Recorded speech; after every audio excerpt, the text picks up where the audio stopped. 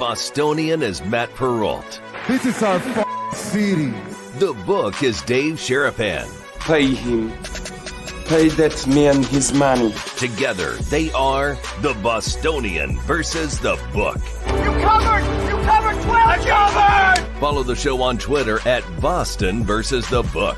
How do you like them apples? Bringing you the best insight on sports betting news, Matt and Dave's daily picks, and an entertaining and unfiltered dive into the sports betting industry. Here's Dave Sharapan and Matt Perrault. And here we go.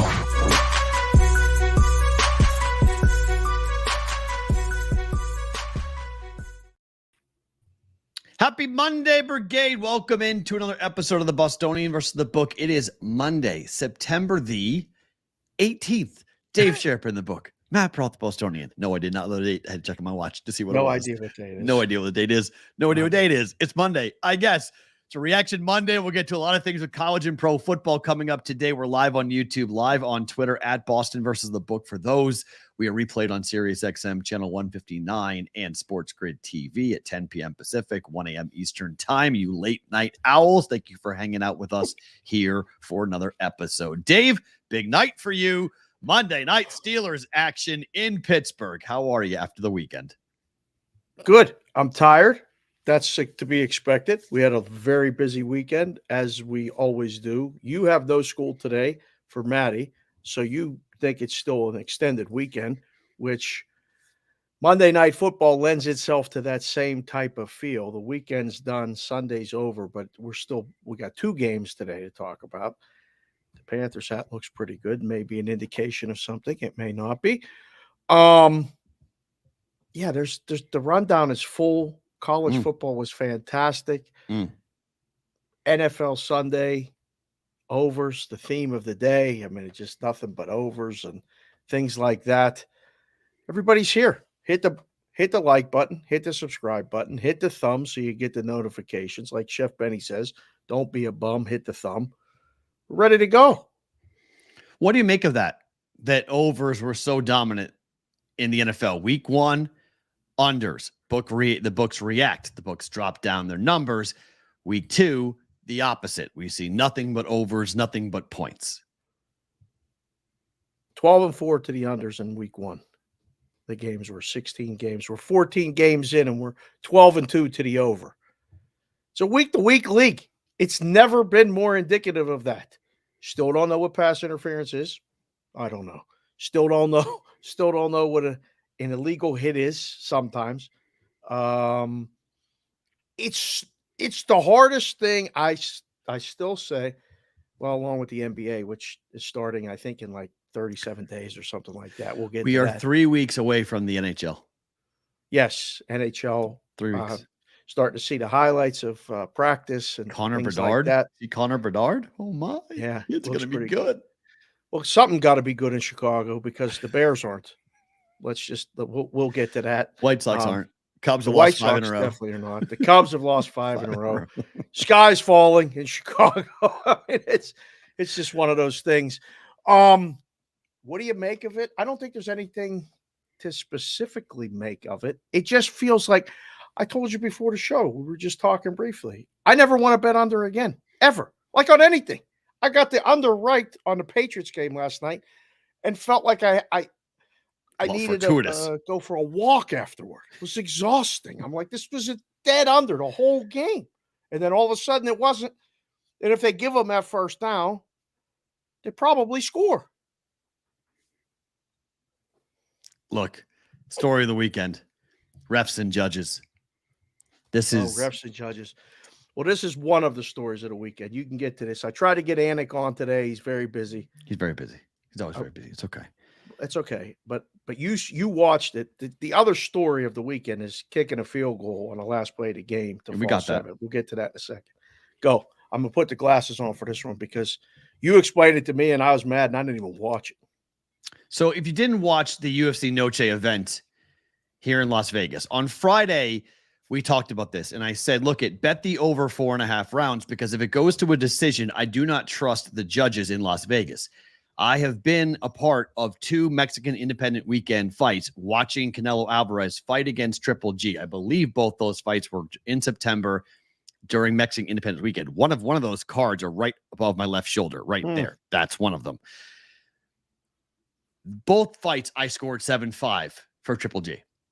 Both fights went to Canelo Alvarez. The first fight was a stunner. The second fight was like, come on.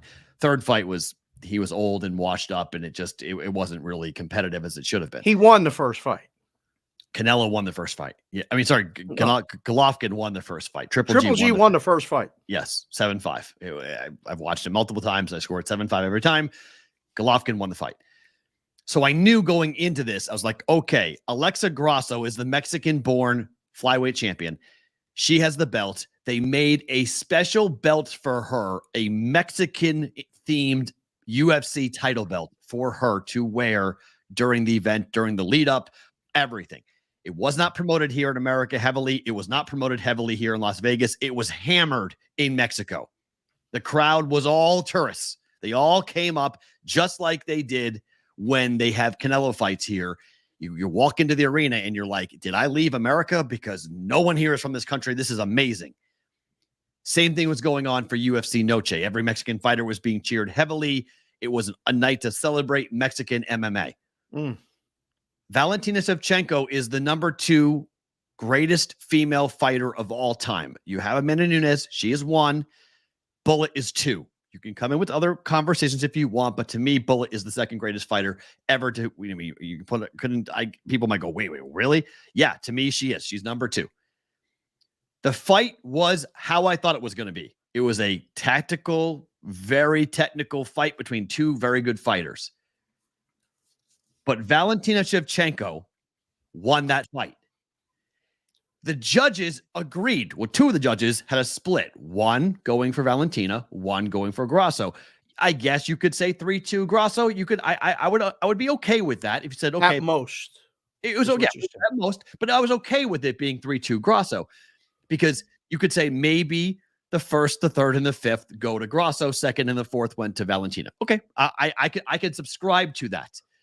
But one of the judges had Valentina Shevchenko winning 3 rounds to 1 going into the 5th round.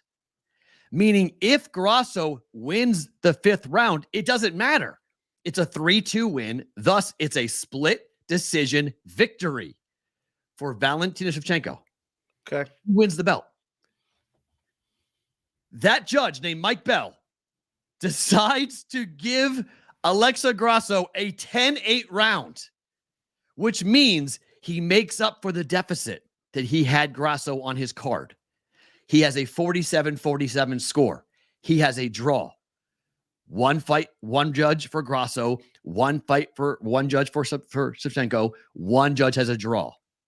Thus, the belt doesn't leave. All the money is back. Nobody lost any money on it unless you bet a 3-way market, which most don't ever bet that. 3-way market, you got it back. Nobody wins. No one in the mixed martial arts community, nobody who watched the fight, nobody who has a set of eyes who knows anything about combat sports can come to the rationalization that Mike Bell came to. Nope. The first 3 minutes of the 5th round were won by Shevchenko. The last 2 minutes, pretty impressive. Grasso went after her and she got her on the ground, took her down. You want to say Grasso won the 5th round? I'll give it to you. She won the 5th round. But Mike Bell's scorecard already had it as a 3-2 win for Bullet. It was over. On his card, it was already done unless there was a finish in the 5th round, and there wasn't.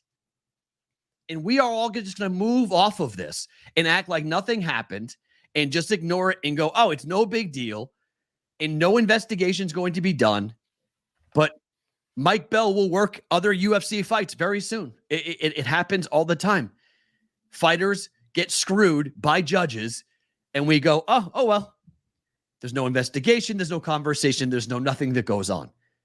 Yep. It's a minor thing, but in the betting world, as we get more and more into this, the fact that there's no accountability to this, I'll say it again. I said it on the show before.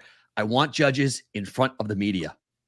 I want them to go and answer questions when they They're have not media people. I don't know if that's the answer. Why not just put up the scores as they go? Why open is scoring it to be fine. Shroud of mystery? Because he could still do it. Even he could still do what he did, even with open scoring. He could still do it. Well, then everybody in the building sees it. Everybody in the corner sees it. Everybody sees it. Then maybe someone can ask Dana or somebody who runs the thing and say, what are we doing with the judges? Right. The Nevada State Athletic Commission, they're the ones that are in charge of that. Dana can, that's why Dana can rip judging all the time, because he's just the promoter. He's got nothing to do with the actual in the octagon event. He can't even go in there. So they don't want it exposed. They don't want them. That's the commissions don't want their judges to speak to the media. Otherwise they would. Correct. Or, I mean, we don't see it with referees either, because it wasn't just that. I mean, you have an unbelievable moment that got ripped away from us and robbed because the referees don't call a defensive pass interference in the end zone after, and I can't believe he threw the ball from the 40, the other 40-yard line. Russell Wilson threw a ball from the 40 to the 3. Yeah. That's unbelievable. I mean, arcing, unbelievable pass. It ping-pongs off 4 different guys, winds up in the hands of a Bronco receiver, touchdown on the last play of the game, 2-point conversion to force overtime. And that was as blatant as DPI as you're going to see. How in the world the referee didn't call that is beyond me. I've said it repeatedly for at least 10 years. I don't know what pass interference is and isn't. You're supposed to just see it and know. Now you see it with replay and you still don't know because they see it live and they don't know. It's really hard. I just it's hard to not draw conclusions from things that are done when it's so tied to the gambling. I mean, it's one of those things. Again, Denver loses. What do you make of that? I mean, forget about them coming back and robbed of a moment and all that other stuff. They're 0-2. 2 home games lost. Well, same with the Patriots. We'll get to them. We'll get to that in a second. And then the Dolphins. So let me get this straight. The guy who is literally down the line, he's straight down the line. Yes. The lateral happens. Hunter Henry throws the ball back, or I forget, it was me, Gesicki. Gesicki throws the ball back. It's kept caught it and threw it backwards. Throws a play by him. Beautiful play, because he said he heard the Dolphin players clapping, so he thought he was short because they were like, yeah, and he was like, I must be short. So and he threw it back to Cole Strange, the offensive tackle, or I guess guard, whatever he's playing now, and he rumbles past the first down marker. They go back in replay, but here's the problem with the replay. The replay is not down the line. The replay is at an angle. There's an angle shot. And they say, okay, well, where are the hash marks? Well, if you've ever looked at the horizon, you know that the further away you get from things, the more weird things get. You can't really 100% for to be certain. You can't be sure it's exactly lined up. Except for the line judge who happened to be on the line, who sees where Strange goes, and he spotted the ball as a first down. But the replay comes back and says, well, his elbow was down. Look where the ball is. His knee and his elbow were down. But it was angled. It's not down the line. This is the problem when you don't have a pylon cam or you don't have an exact, you have to take into account what the referee called. You don't overturn that.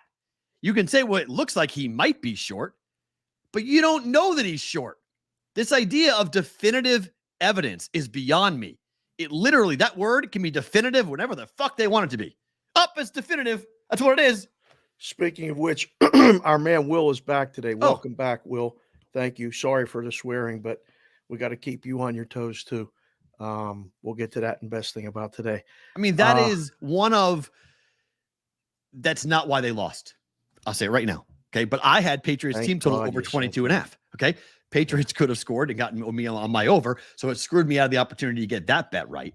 But it also, we were robbed of 2 really cool endings. Patriots could have scored, forced overtime. Maybe the Dolphins win. Maybe they don't. Maybe Denver goes to overtime and wins. Maybe they don't. But we're robbed because the referees aren't doing their job. It's week 2. I understand it. It's frustrating. It's annoying, but this is the tale as old as time complaining about referees. I get it. What do you do about this? When Sean McVay is 0-7 straight up, 0-7 against the spread, up against the 49ers in Kyle Shanahan, down by 10, kicks a field goal with 4 seconds left, I believe it was. to lose by 7. It went up and time ran out. It was literally the last play of the game. Down 10. What do you make of this? So McVay is the youngest coach in football. Don't tell me he does not know what point spreads are or what the point spread was or his record. He does or not. Baloney. He does 100%. I know he knows it. He's too young not to. He's grown up with it. I don't think so. Yeah, he's grown up with point spreads. He's grown up with NFL Network talking about numbers and spreads and his record ATS against Kyle Shanahan. They weren't talking about numbers and spreads until 5 years ago. They weren't allowed to. They weren't talking about numbers and spreads on the NFL Network. No, on NFL Network. It's on broadcast TV, on NFL games. They weren't allowed to on broadcast TV either. Oh, they were talking just about different things. They were very casual about it. Now it's over the top and in your face. So you're going to draw the same conclusion that all these other people, either in the content space or in the books, are drawing, that he knew the spread and he wanted to cover the spread rather than worry about winning the game? No, he couldn't win the game. He wanted to cover the spread to stop the narrative. I thought about this all night. Talked to our good friend Gumpy last night. We were talking about it and slept on it. Came to this conclusion. What do you want him to do? He's trying throw a Hail Mary. To score points. Yeah, okay, throw a Hail Mary in the end zone. Like everybody else would do. Why? Sure. He kicked the field goal. He needed 10 points. Yeah, so go and try to score a touchdown. I think if he doesn't try anything, I'm not saying take a knee. More egregious. I'm not saying take a knee. I'm saying throw the ball in the end zone. Okay, so take a knee is worse. It is 100%. Taking a knee is worse, right? That's not for the integrity of the game. Yes. So, this integrity of the game bullshit. Stop with that. This integrity of the game now. It's too much intertwined now. Fair. Official betting partner commercials nonstop all day, every day. Fair. So you can't run and hide from this. This is something that needs to be addressed. Kick the field goal on the last play of the game. I had never seen that before. To cover the spread. It affected millions of dollars. It was a swing. Game falls 7 on a game that was 7.5 pretty much the whole week. It was 8, 7.5. It closed in a couple books 7. Mm-hmm. So the books got sided, majority of them. But players got sided too because they were laying 7.5. They were covering 10 until that thing went up and went through. It's worse if he don't do nothing.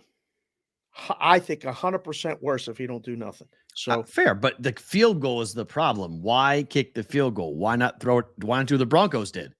Throw it in the end zone. Throw a Hail Mary.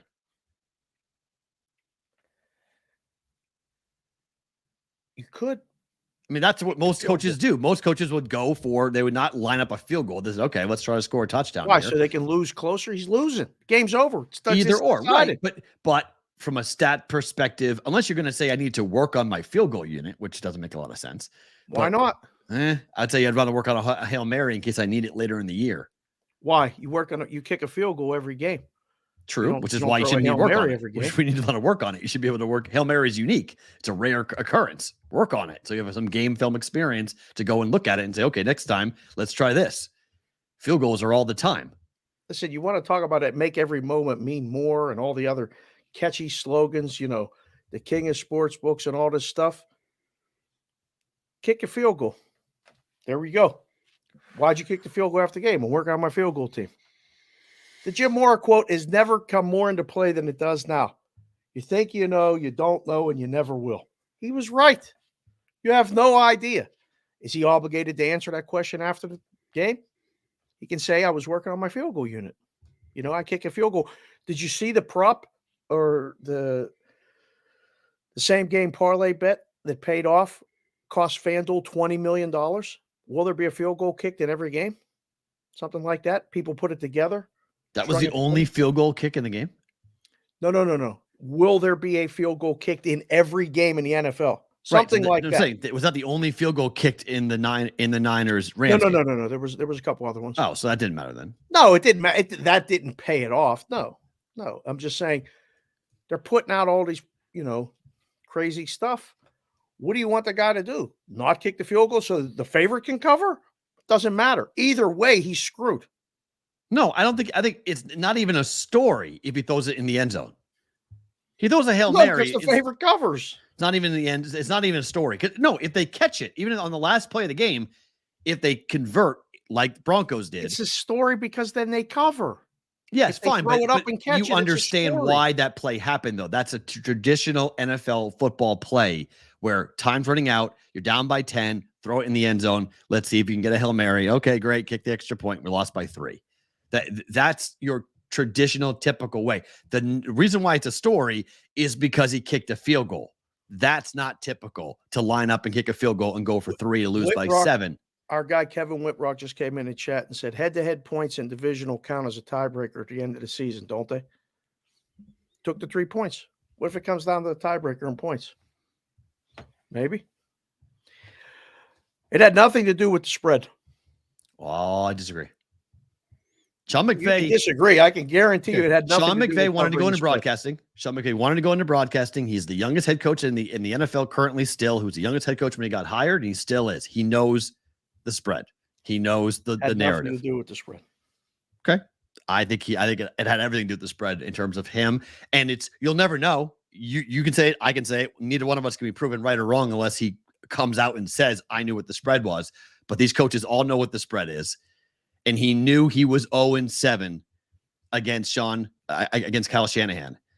And if I can't beat him, makes $50 million a year or whatever. What does he make coaching? What does Sean McVay make coaching?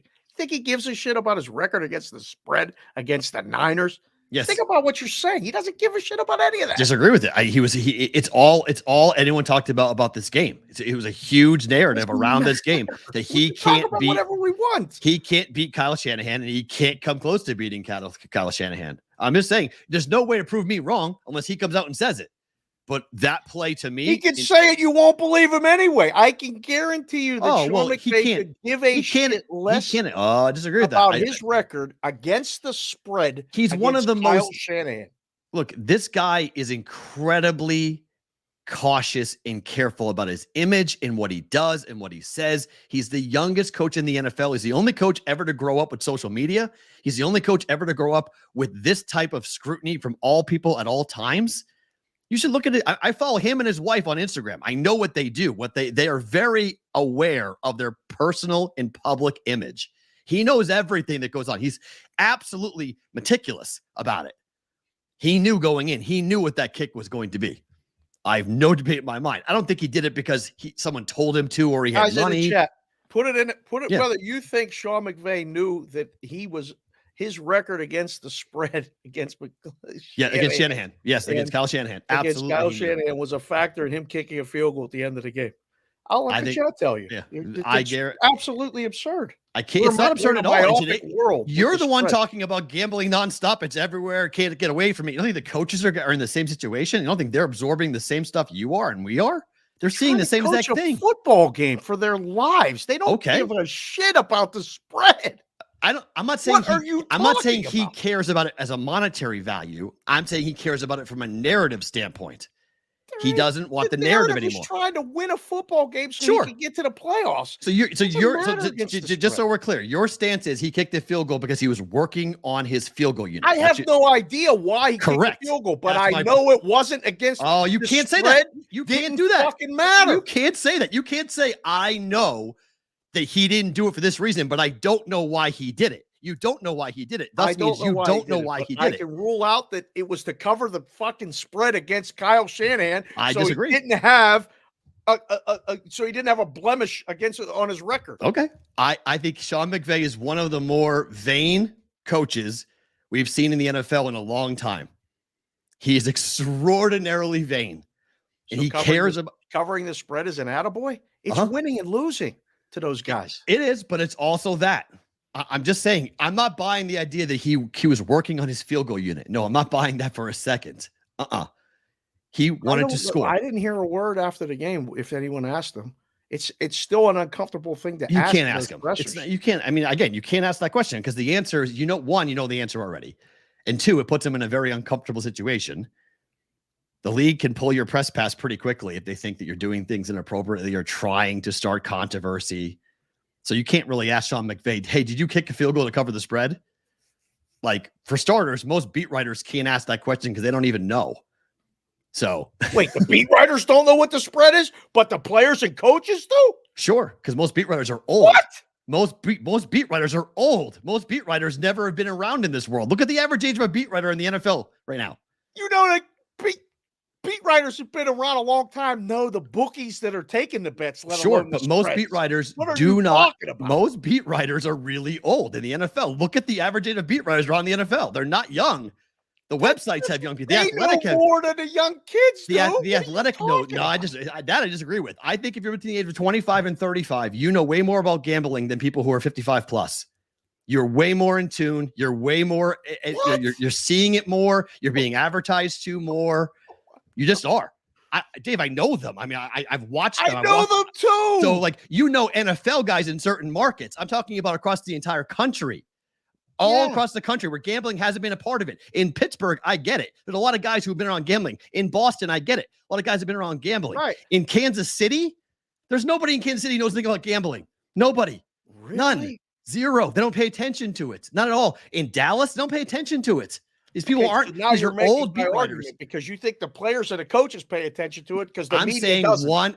you're misunderstanding me. Sean McVay is the youngest head coach in the NFL. Sean McVay has been the youngest head coach in the NFL since he was hired at 32 years of age. Guy's been around for 20 years as an assistant. No, Sean McVay. Dave, it's impossible. Okay, tell me he was. He started at 22 or 23. Was in high school? In a room in his high school. He's not been in the league for 20 years. He was 22 or 23. How old is he? How old is Sean McVay right now? Sean McVay has been around NFL football because of his dad. Okay. But so Sean McVay, again, his whole life. He's the young. So what does that matter? It doesn't matter anything. I'm telling you, Sean McVay is the most vain coach in the NFL.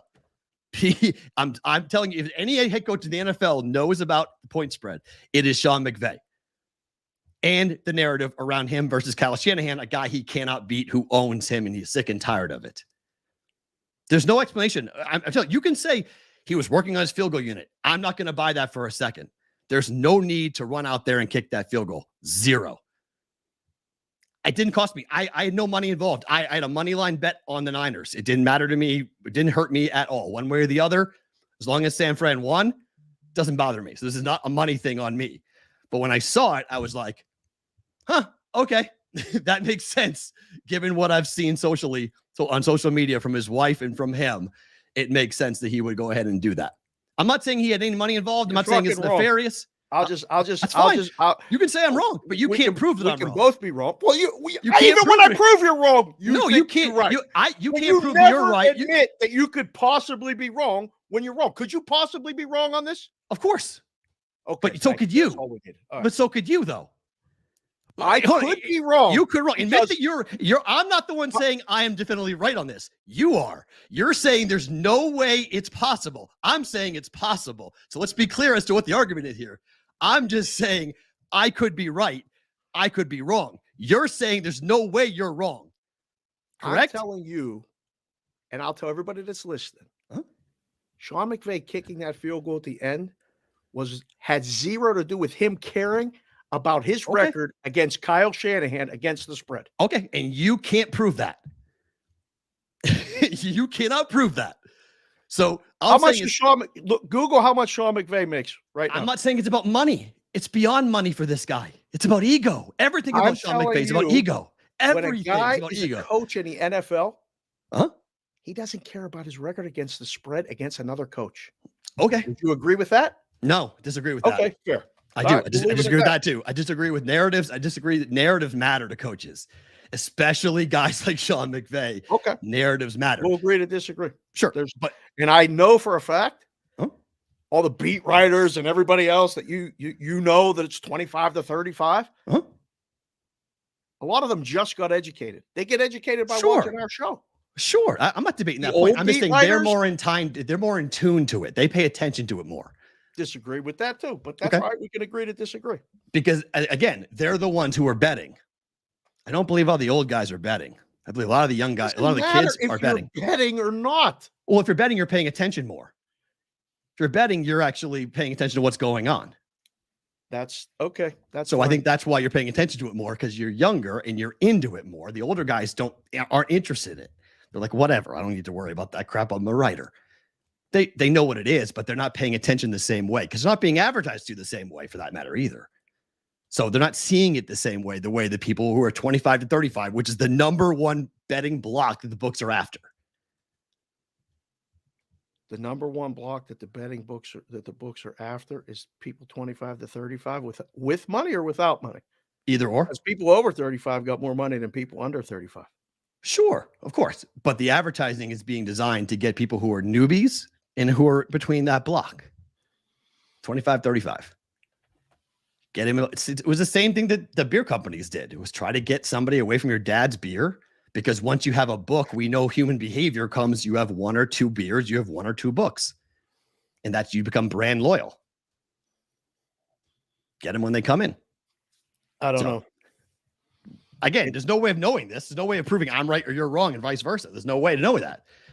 Just saying, look at Sean McVay. Look who he is.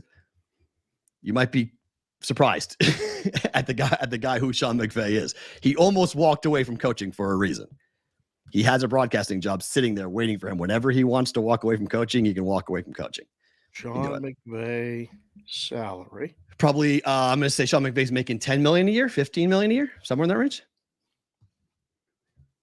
According to Sportico, Sportico, McVay makes $14 million annually, making him the third highest paid coach in all of American sports. Yep. Third highest paid coach. Nothing to do with money. Got zero to do with money. Third highest paid coach in all of American sports, not just football, not just baseball, not just basketball or hockey. All of American sports.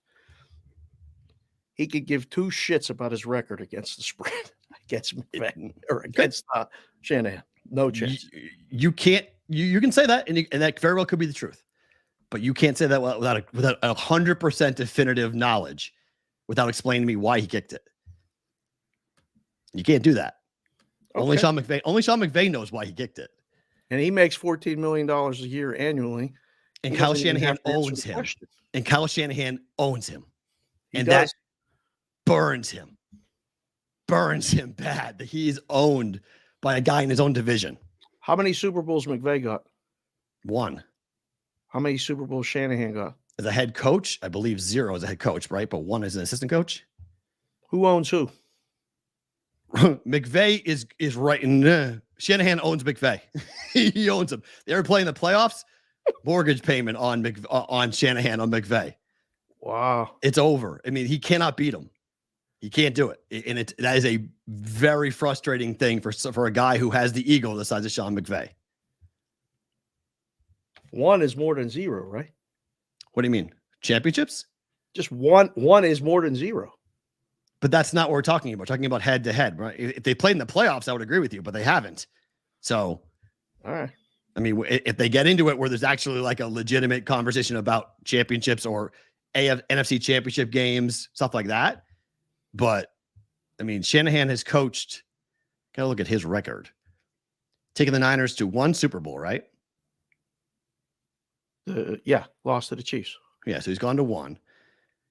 As an assistant coach, as an offensive coordinator, I gotta look, because the Falcons? That was the Falcons. So maybe he's lost both. Took the Falcons to the Super Bowl, right? That year? With the Patriots? He was the OC then, right? I believe that's what got him the job in San Francisco. Right? Was with the Matt Ryan offense. So I have to bring it up. So maybe he's only. I thought he won 1 as assistant coach. Maybe I'm wrong. Maybe he didn't win 1 as assistant coach. Maybe he's but Sean McVay, he has not won 1 in a championship. I know that McVay is 1-0. Doesn't factor into the head-to-head between the two guys. I just want to caution all these people that are going to do content that watch our show. Yeah, that are going to take it like it was a big deal. And he kicked the 3 to cover the spread because of his own knowledge of it. Is that wrong, by the way? Hold on. Is it wrong if he did that? That's a bad look if he did that. Why? I don't think it's a bad look. It's just a look. It's only a bad look as if he had a monetary benefit from doing it. I don't think it's a bad look. The only way it's a bad look is if McVay actually had money riding on it. I don't think McVay had any money riding on it. It was an ego play. It's because it's the last play of the game. Right. You wanted him to throw a Hail Mary. Uh-huh. That was better than kicking a field goal? Yes. It's more traditional. It's typical. Yes. More in line without raising any eyebrows or asking any questions as to why you did that. The field goal brings in questions. If he throws a Hail Mary, no one's asking any questions. The field goal kicker is like, that kick is like, wait, why did you do that? But again, I don't think We're there's just any trying money to score attached. points. We're trying to get Okay. the maximum amount of points. I think if Why? he doesn't do anything, it looks way worse. Okay, So but him having to decide, I would agree with you. throwing a Hail Taking Mary a or knee, kicking an extra I would agree point, with that. If you took a knee, you'd be like, what are you doing? Why are you taking a knee? that would have Yes. been a problem. Yes. That would have been a And that bad would have move. raised eyebrows. That would have been The second eyebrow raise is kicking a field goal. The third Right. eyebrow that nothing would have happened if you threw the Hail Mary. You go, okay, no one's going to throw a Hail Mary. I don't think he had any money attached to it. And even if he did kick the field goal because of the point spread, there's nothing wrong with that. As long as he's not benefiting or having a buddy benefiting from it, it's just his own decision for his own ego, which is what I think it is. It's not illegal. It's not wrong. it just brings a lot of things into questions, especially when course, you're but- official betting partners with the league now. But what does Before he there was again? always He that makes distance. 14 million. What does he care about an official betting partner with the league? He doesn't care about that. That's someone else's problem. It's not my problem. That's the Shield's problem. I mean, they're Right. gonna- It's not you my know, problem. So I don't want this narrative around anymore. So we're kicking this thing. So I don't have to hear this anymore. Exactly. That's why I kicked the field goal. Well, I'm just saying that I believe that is a very real possibility as to why he did that. I'm not saying 100% I know he did that. I'm just saying there is definitely in my mind a legitimate question to be asked about Sean McVay kicking that field goal, because I think Sean McVay knew the narrative. It shuts it up. Give him full credit for that. What? If he shuts him up? The narrative up. Well, I mean, whether it did or didn't, the questions in our circles are louder. Will it get into his circles? Probably not. But I'll be curious if there's a reporter at the first press conference, probably tomorrow, right? Because Mondays are off days. So tomorrow, if somebody says, hey, coach, did you hear the questions about it? And he'll dismiss it and go, that's ridiculous. And that's not even a conversation. That's what are we doing? Like, I'm not worried about that right now. Come on, move on. Like, you know, the answer's coming anyway. It's a couched answer. I can do it for him. Only he knows inside. And I'm just saying there's a possibility that came into play. Less than 1% of a possibility. Okay, I disagree with that, but that's fine. That's fine. Injuries to worry about. Saquon Barkley's ankle is legitimately a concern here. He's had high ankle sprains in the past. He was throwing his helmet at the end of the game from that comeback with the Giants. Giants play against the Niners, speaking of, on Thursday. If he doesn't play, and the line kind of says he's not going to play, is this the number one survivor pick of the week? It might not be because it's Thursday. But it's already 10.5. And climbing. Yeah. Well, I don't know if it's climbing. I don't know. Is there much resistance between 10.5 and 13? Yeah, 11's a number now. Okay. Let's see. Hit refresh. It's on the college page. Amazing. Everybody in the world settled on 10.5 and 45. Wow. Fascinating. Did you see it? Did you see the injury? I turned it on after the Twitter reaction to, oh no, Saquon. Then I put it on and saw the replay of it and went, oh no, it looks really bad. His reaction is what really caused me to think that he could be done for a while. Right. I mean, that's why he wanted to get paid. That's why he was trying to hold out. That's why he was trying to negotiate. I'm a running back. I get hurt a lot. In week 2, a 300-pound man rolls on his ankle, and he looked like he knew. It looked bad. He got bent over, and his ankle stayed straight. It looked terrible. Then he went to the sideline and smacked his helmet. And I don't know. It's already week 2. We're already talking about injuries. The Giants came back, took away from what was everybody's was the number one survivor pick, them and the Bills. And 1,169, I think it was, entries. It looked like it was done. 14-0, 21-7, 28-7. It was, everyone's like, wait, what the hell? And that was, Daniel Jones in the second half was unworldly. He was unbelievable. Couldn't miss. Yeah, it was. I don't want to say if he don't play, they're done. But if he don't play, they ain't winning. So we'll probably people will probably use San Francisco again. saving teams is great, and the circa makes it unique that you have to save it for Thanksgiving. Mm-hmm. But it would have been nice to have picked Dallas yesterday. That was But the Cowboys play the Cardinals this week, right? Dallas plays. Yeah, let's see. Cardinals, right? At Arizona. So you could take, if you want to knock off the three big ones right away, you take Ravens in week 1, Bills in week 2, Cowboys in week 3, or Niners in week 3. I mean, you're using some of your bigger teams, but if the idea is to stay alive, yeah, you know you're making it to week 4 at least. How about Jacksonville home against Houston? No way. Do not take divisional games. Really? In Survivor. It's a big rule, at least for me with Survivor pools. Divisional games are never, unless you are absolutely have to take them. I can't take divisional games. Weird things can happen. I mean, look at the Bengals. Houston is just undermanned. They are very much so. Offensive lines, 4 guys were down. Well, but in that game, I mean, Anthony Richardson runs 2 touchdowns in the first quarter, smacks his head. Gardner Minshew's the quarterback right now for this team for the Colts. Good thing he is. Right? You know, they got something to play with still. A capable backup who was able to just, keep the ship north through a touchdown pass and everything. Looks like,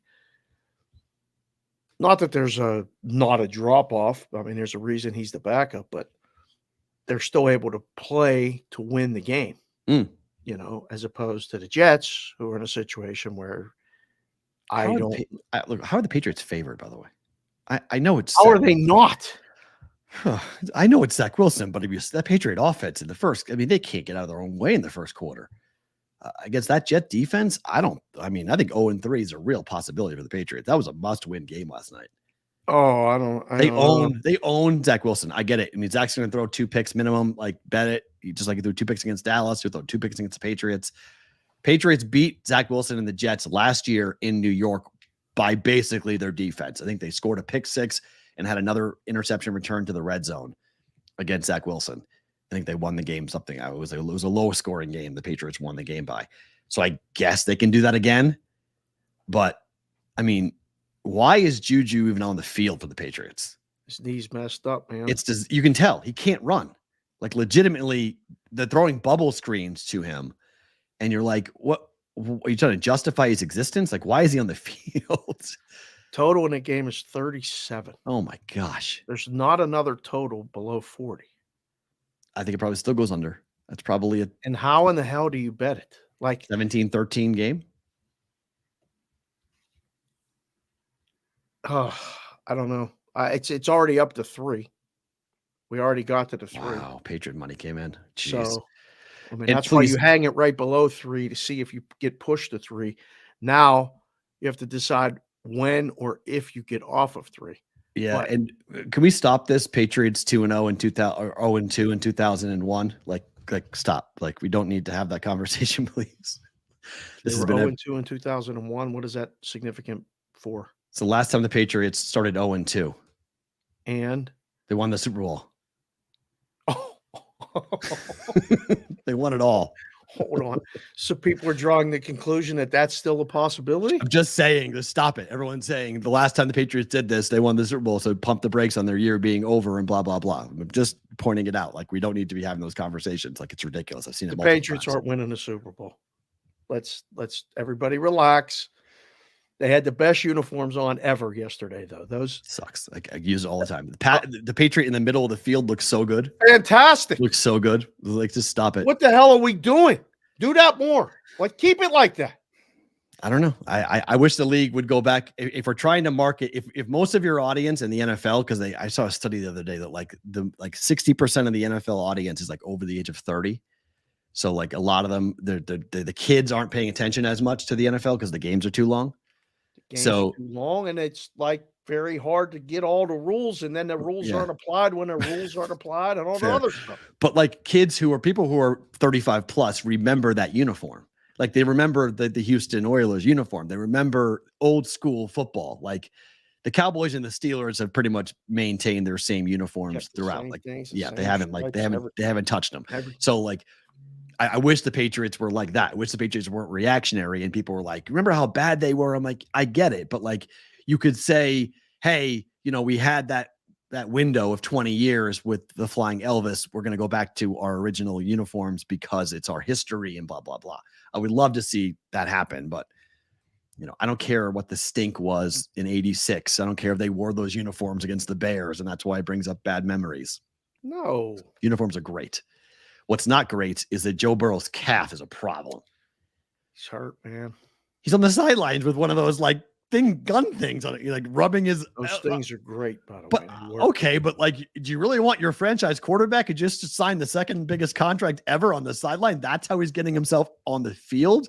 No. That's how bad that injury is for him. No. They're 0-2. They've lost to the Browns and the Ravens. Boy, Well, they play not good Monday night at home against the Rams. You see the line? No. 4.5? No. Somebody flashed a 7.5 last night. Oh my. Okay. And then it went to 6.5. Right? Some places open 6. Right now, yeah, it's 1.5. What? So Burrow's not playing. See why it's important to pay attention to the lines? Mainstream media, pay attention to the lines. You don't need to wait for the beat writer to send out a thing or the team to put out a press release. Go keep an eye on the lines. What happens? 1.5. You think he's playing? But what happens if he does get? Then it goes back up. Okay. Boy, that's a valuable piece of information. It's worth 6 points. See what I'm saying? Like that's a valuable piece of information. In the rooms and go, well, I'm waiting for the injury report officially from the league. Did they bet it down to 1 or did it get moved to 1? Here, let's see.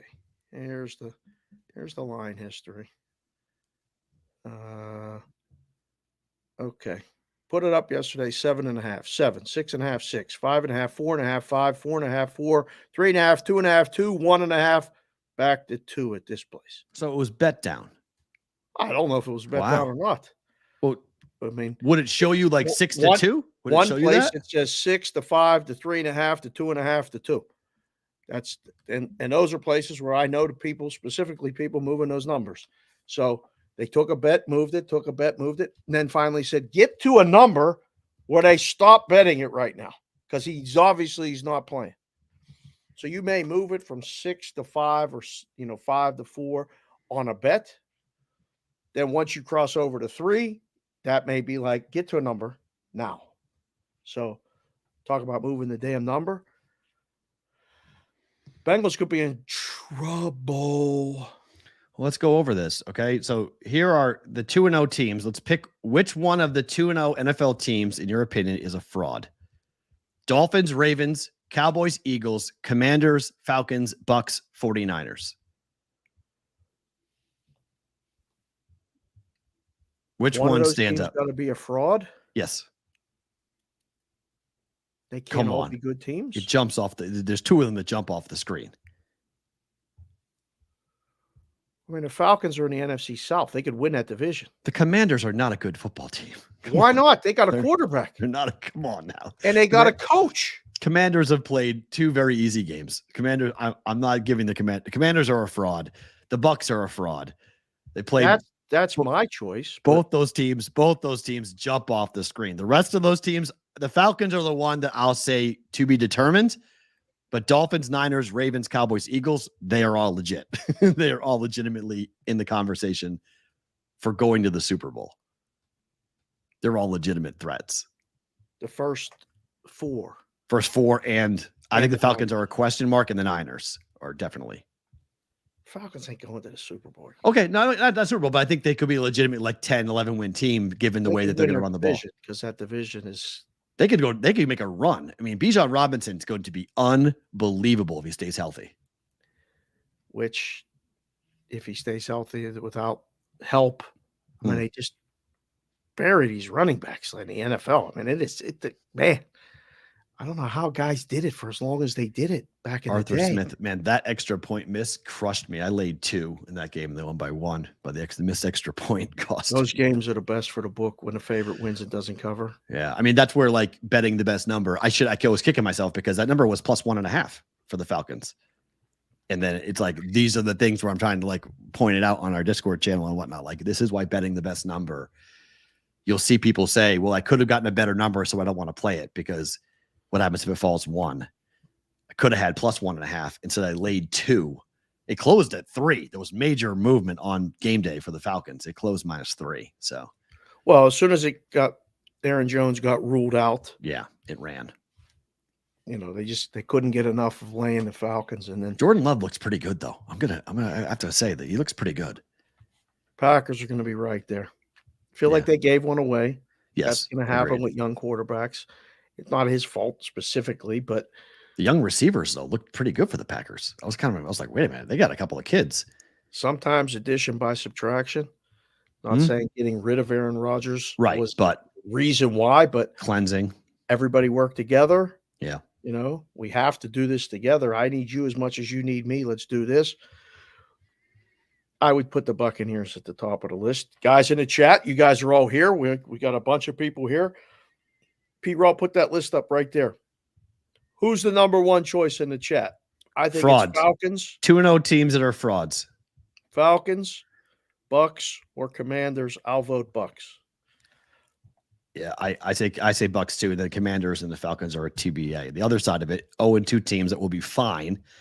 Here are the 0-2 teams. Pats, Bengals, Texans, Chargers, Broncos, Vikings, and the Bears. The Cardinals are not in this conversation. They're not going to be fine. This is harder. Oh, I think the Bengals are going to be. I think if I'm picking, the Bengals are number 1 on this. If Joe Burrow's hurt, they're in trouble. Even with Joe Burrow hurt, though, I think they're in trouble. But I think in terms of like being in the conversation, Patriots division, Texans stink. Chargers, I'm stunned by, and they may be the one pick you can say the Chargers will be okay, but their division's really hard. The Broncos are 0-2, and it's not good. Vikings, they might start trading people. I'll be very curious about all of this. Could Kirk Cousins get traded? Justin Jefferson, this idea of trading Justin Jefferson is Looney Tunes, okay? There's no way the Vikings are trading Justin Jefferson. Kirk Cousins is a different story. Who's going to pay them what Justin Jefferson is worth? Oh, I mean, right. What's the asking? Right. What's the dollar for dollar return? Best receiver, 1 or 2 in the league. 5 first-round picks. I mean, I don't know. I mean, it's not logical. The idea of trading Justin Jefferson's illogical. Kirk Cousins is very logical. It's a very real conversation to trade Kirk Cousins. Who is the best team, or who's the team that's going to be okay? Yeah. I mean, the Chargers play Minnesota this week. The loser of that game may not be okay. The winner of that game should be okay. That line is perfect, too. It's a pick 'em. It's a pick 'em. In LA, right? In Minnesota. Chargers are on the road again. Wow. Okay, so they lost at Tennessee in overtime. Lost at home to Miami. It's just hard. That's a hard start to their schedule. I don't like Brendan Staley at all. I'm just not a fan of him at all. Boy, who is? Just not. I don't the like him. pushback that he's getting is all over the place. I mean, he's got Justin Herbert. I mean, lose to the Titans. That was, yeah. Titans find a way to play winning football. They do. Mike Vrabel's a good coach. He's a damn good coach. Smash mouth. I mean, the secondary is a problem for the Chargers. You can throw over the top on them. The Miami Dolphins showed it, and then Tannehill threw a bomb when the game was in question. That was a huge play in that game. Really turned the tide to the Titans' favor. I mean, looking at these teams, which one of these teams makes the playoffs? Maybe one. I don't know if any of them do. They all could be out. I'm looking at this list going, I don't know. If the Chargers start 0-3. Right. Or the Patriots start 0-3. I don't think they're making the playoffs. Right. The Patriots are not. If the Patriots lose to the Jets, goodbye. Shut the lights I off. will be very surprised. Well, I'll say this. Matthew Judon had a little bit of a Tim Tebow type moment after the game last night, which I was like, okay. Came out and said, we are a good football team. We did not play good football tonight, but this team is going to be a good football team. We know it. We just have to stop hurting ourselves. But it's coming. And I was like, okay. I was like, that you need a leader like that. You need someone to stand up and say, hey, stop it. We're going to be okay. Like, let's go to New York, get a win, put it under our belt, and then keep going. And then we'll see where we go from there. Right. So, I liked it that he did that. The question is going to be, will that happen? I mean, the Patriots literally in the first quarter of both games, if they had scored any points in the first quarter of both games against Philly and against the Dolphins last night, the outcome might have been different.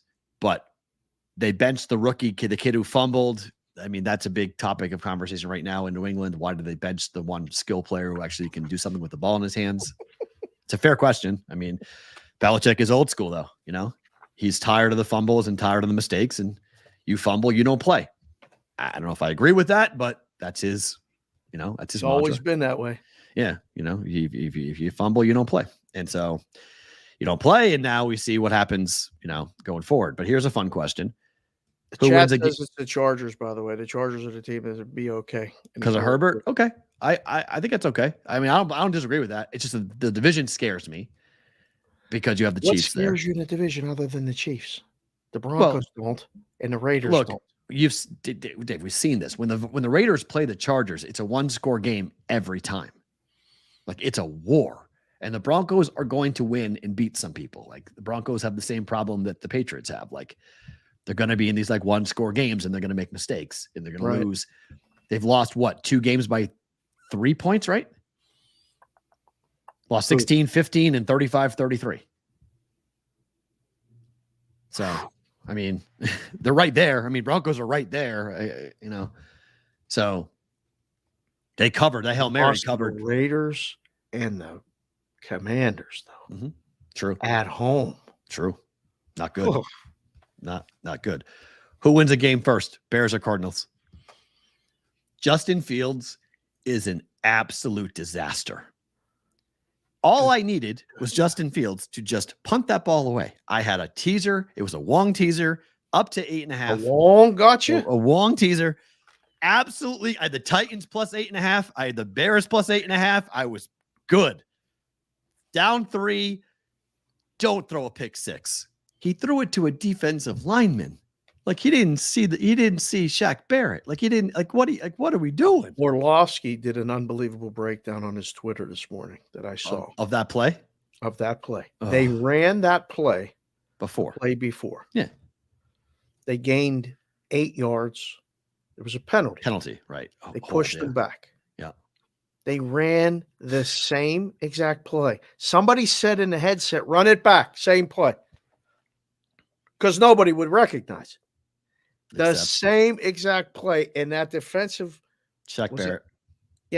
Stood there like, wait, they're running the same play. Throw it right to him. I mean, at some point, the front office, top down, they're got to be responsible for this. They're not giving. I mean, they're giving this kid no chance to succeed. He's on the run every play. He has no protection. They went and brought a couple receivers in before. They're gone. They had a running back who looked pretty damn good in Detroit, Montgomery, right? Yep. He gone. Yep. Like, everybody went for the exits and they left him here. Heard a lot of people, respected people, talking about how this could be the Bears' year. They're going to be improved. I tweeted the Super Bowl shuffle this morning. I was thinking about the Super Bowl. I was like, I just want to remember the Bears when they were good because it's been so long. So Bears here's the next 6 games for the Bears. Let's do this. Because we're going to ask the chat this question. Who's going to win a game first, the Bears or the Cardinals? Bears are at the Chiefs. They ain't winning that game. Home for the Broncos. They might, right? That's a maybe. That's a maybe. At the Commanders. Highly unlikely. Home for the Vikings. They could win that game. Home for the Raiders. Okay, they could win that game. At the Chargers on Sunday Night Football. Probably not. And at the Saints. Probably not. The Cardinals. They got 2 shots. Yeah, I think it's the Bears because the Cardinals have no shot. What? Who's The Cardinals play the Cowboys at home, They ain't winning that game. the Niners on the road, Oh boy, no good. the Bengals at home, No good. the Rams on the road, Likely no. the Seahawks at home on the road. Oh goodness gracious, they may not win a game until that's it. We had Halloween. It's worse. This is Halloween. Halloween game is the Ravens at home. The Ravens. They ain't winning that game. 11-5 at the Browns. Oh, 11-12 home for the Falcons. That's the earliest I think is a possibility. And then 11-19 at the Texans. There is your first potential win for the Cardinals without Kyler Murray I don't coming think back. it's even a question. Guys in the chat, girls in the chat, again, welcome to the show. Thank you for being here. Matt and I are friends. There's people in there that think that we don't like each other. We're friends. Oh, stop it. It's part of the show. But vote. I think it's a no-brainer. It's the Bears. Oh, it's not even. This is not even really a question in my mind. It's going to be Chicago. The Cardinals are in real trouble. Like they needed to win one of their first two games just to get off that 0.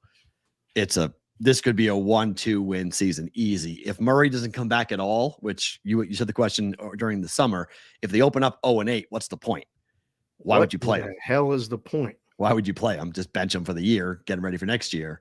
This could be an all-timer. We never had an 0-17. We've never had it, but the schedule is not the friend of the Cardinals. Well, who is the backup for Cincinnati? That's a good question. I don't know. Chat, tell us who the backup quarterback is for Cincinnati, because Ross Randall just came in and said, does Burrow play in the Cincinnati at Arizona game? If he doesn't, Arizona has a chance to win it. Jake Browning. Okay. The kid from Washington. He's a rookie. NFL experience. Yeah, he don't have no NFL experience. He's a rookie. Will Greer was on the practice squad. Wow, they really did not do much for their backup quarterback situation, huh? Well, Jake you Browning. have Joe B. Why would you? I know, but Jake Browning, not even like a veteran, not like a Brian Hoyer type, just like somebody that's cheap and just in case. No. Wow. No. True. You have a 27-year-old rookie. Jake Browning is the backup quarterback in Cincinnati. Oh my. Okay. Yikes. Wow. That's not good. This is your question. You want to know start nothing, but I mean, Dave wants this question asked. Who wins more games, Nebraska or Chicago this year? Now, granted, Chicago played 17 games. Yeah. Chicago played 17 games. Yeah. Nebraska's only going to play 12 or 13 max with a bowl game, maybe. Nebraska beat Northern Illinois for their first win of the year here. So I gave you Chicago's schedule for 6 weeks, but I mean, Nebraska's got a tough schedule too. We did this last week. What's Nebraska going to win? 4? So they play La Tech at home. That's a win. So okay, so they'll be 2-2, and then they play Michigan at home. Nope. Illinois on the road. They could win that game. Illinois sucks. They're so bad. Home for Northwestern. 4. Purdue at home. 5. Michigan State on the road. 6. Maryland at home. They'll lose that game. At Wisconsin. They'll lose that game. Home for Iowa. They'll lose that game. 6-6. 6, most likely top 7. Chicago's win total was 7.5, right? That's what it closed, but it ain't a 7.5 now. I don't think they're 0-2. Let's go on FanDuel. We can find that. Adjusted season win total. Oh, don't tell me they took them down. Don't be taking them down. Well, no, until you can't do it probably until after Monday Night Football. Oh, no. Repost them on Tuesday. 5.5. So there you go. That's a good question now. It's actually a fair question. 5.5. We have Nebraska. I still 6. got it. That's why I sent you the text. And Nebraska's team total going into the year was 6. That was their number. So this is they what land. we talk about the numbers. If you go through the Bears may end up with 5 or 6. We'll see. Bears play more games, but I'll say Nebraska still. That's JC from KC. I just want to stop real quick and recognize Ryan Krupp. Sure. Finally made it to a live show and just got accepted to his first job. Wow. So he's having a freaking day right Nice, here dude. with us. Congratulations, man. That's awesome. Ryan. Very Shout cool. out to you, sir. Very cool. I know it's only week 2, but let's quickly talk MVP for a second. Tua or Lamar? If you were voting for the MVP right now, Tua's number, 65% completions, 715 yards in 2 weeks, 4 touchdowns, 2 interceptions. Lamar, 74.5 completions, 406 yards passing, 2 touchdowns, 1 interception, 92 yards rushing. Who's the MVP through 2 weeks?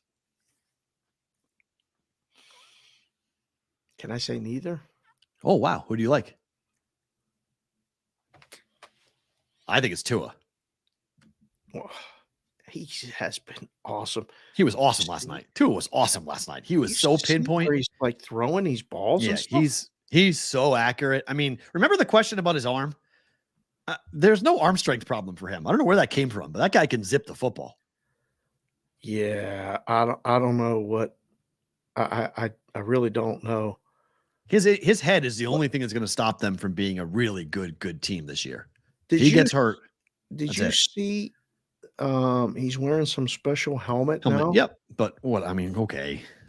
I mean, this is a car accident. This is like, it's great. You can wear a seatbelt during a car accident and still get really mangled. Like he's wearing something that protects him, but I don't really. To me, I'm not really jumping up and down about that.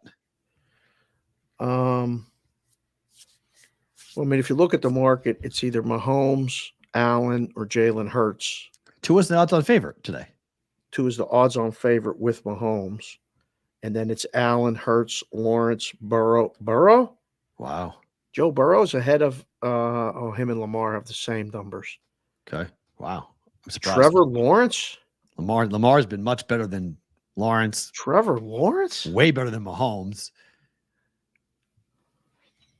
Mahomes through 2 weeks has not been very good, but I guess it's I love both of these guys. I enjoy watching Tua play. I enjoy watching Lamar play.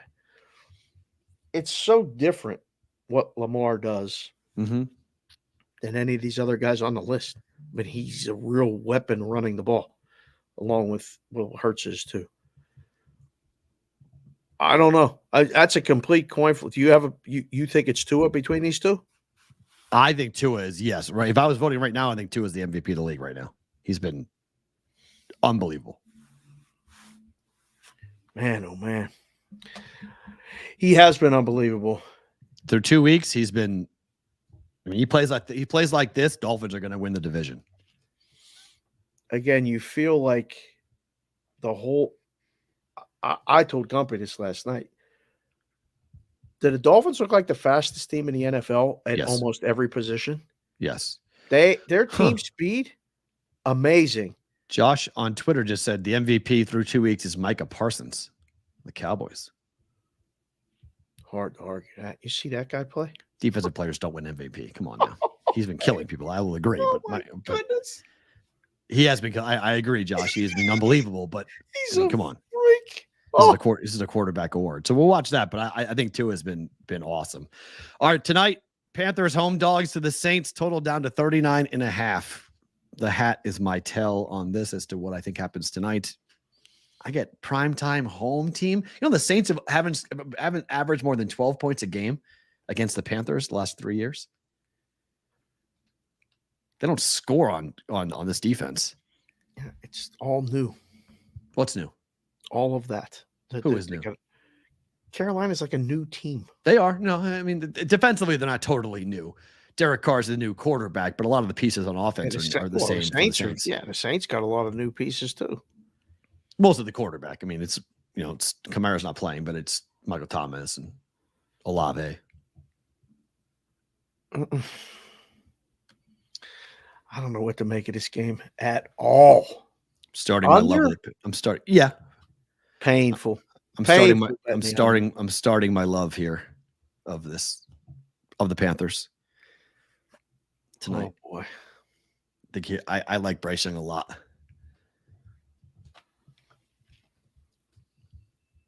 I'm leaning Panthers before the game starts too, but I think we'll know kind of quick if it's one of those like It feels 13-10. I was going to say this is a snooze. I mean, this is a snooze. Both these games are going to be just like last night, except I don't think the fourth quarter goes the way last night went. I think you're going to see just absolute paint drying type of football between these two teams. Nothing fun. I appreciate good defense. I don't like bad offense. Right? And I have a feeling we might see bad offense and good defense combined. So in the first game, in the Saints and the Panthers, there's going to have to be a discussion. I'm telling you, they're going to, after the season, leading up the next season, they're going to have to do a real dress rehearsal in the preseason. Somebody's going to have to do it. Some teams are going to have to do it. We're seeing some bad football. Early. Yeah, I would agree. Yeah. Well, I mean, that's Joe Burrow. Joe Burrow literally said that after the game yesterday at the podium. He said, look, when your quarterback doesn't play in the preseason, you're not going to start well. We're just not on the same page. Right. So it's crazy that the leagues are having problems with the players wanting to play. Like the NBA had to institute a policy to try to find teams to get guys to have to play more in the regular season. The NFL figured out a way for the players not to play at all in the preseason and then start the season and everybody go, boy, there's a lot of bad football teams. Oh, really? Like it gets better as you go along. I think it gets easier to pick too, where usually in the past, like the first couple of weeks, the numbers were terrible. You had an advantage. If you just picked a couple teams, it seemed easier at the beginning. It got harder. Now it's hard for everybody. Guys in the chat, girls in the chat, again, welcome. +3, -3. Panthers +3, Saints -3. They keep on flashing 3.5, and as soon as they do, they get bumped back down. It's like 2 seconds. Money comes in on the Saints, 3.5, boom, right back down. Pro money, Panthers nail it down to 3. It's one of those ones where you're sitting there today, and you got a lot of carryover from yesterday rolling to today, right? It's probably a lot of overs, parlays, a lot of people put the Chiefs in their parlays. I think more people had the Ravens yesterday than they had the Bengals. It sure seemed like there was a lot of Buccaneers bets. There's a lot of things carrying over to Cowboys covered easy, where you come in and you're like, whoa, wow, we need to get some Panthers money. All right, just go to 3.5. Boom, go back to 3. That's easy. The other game is not easy. Steelers home dogs to the Browns. Totals 38.5. Mike Tomlin undefeated at home in the regular season against Cleveland. It's even worse, Steelers haven't lost a Monday Night Football game at home since October 14th, 1991 against the Giants and Jeff Hostetler. That is 20 consecutive victories at home for the Pittsburgh Steelers on Monday Night Football. Shout out to Rainmaker Lou. Rainmaker Lou got me this hat, throwback hat. Oh, I'm excited about the Steeler game, but I just got the text from a friend of the show, Rob Mish, who I'm going to say for my best thing about today, but nice. He wrote that article about me in the Chicago Sun-Times, mentioned the show. He loves the show, gave us a shout out. Appreciate him as well. The Steelers are winning this game, aren't they? I think they are, but I think it's going to be a snooze fest. I'll take a snooze fest as long as they win. It's an ugly game. Cleveland's going to have success running the ball, I think. Probably. I think you could bet Chubb's rushing yards over 82.5. If he gets over that, they're probably going to win. It's a lot. I don't like it. It's too high. Hope I'm wrong. Yeah, I think if Chubb goes for 90, they win. The record, I don't think if Chubb goes for 100, they don't lose. I think there's some crazy number like that's a magic number for the Browns. Chubb gets 100 yard rushing, they don't lose. The Hayward injury is big for me. It is, and because it's just part of the whole thing. Everything has to change when you don't have him in the middle. So hopefully they've had the week to prepare and trust in Tomlin and those guys. This is an under game too, is it not? That's where I am, 38.5. Yeah. Just so you guys know, ABC made the announcement today. They are going to air Monday Night Football all year long on ABC. In addition to? Yeah, I think so. Oh. I think they're Not instead of ESPN. It's going to be in addition to. In addition to, yep, all of them are going to do it. But the strike, ABC will air Monday Night Football all season as a result of the Hollywood strikes. So if you are someone you have either ABC or rabbit ears or whatever, or you don't want to watch it on, if ESPN, whatever breaks away, whatever they choose to do, you can watch it on ABC because ABC has nothing new to put on. So crazy what's going on in that whole world, huh?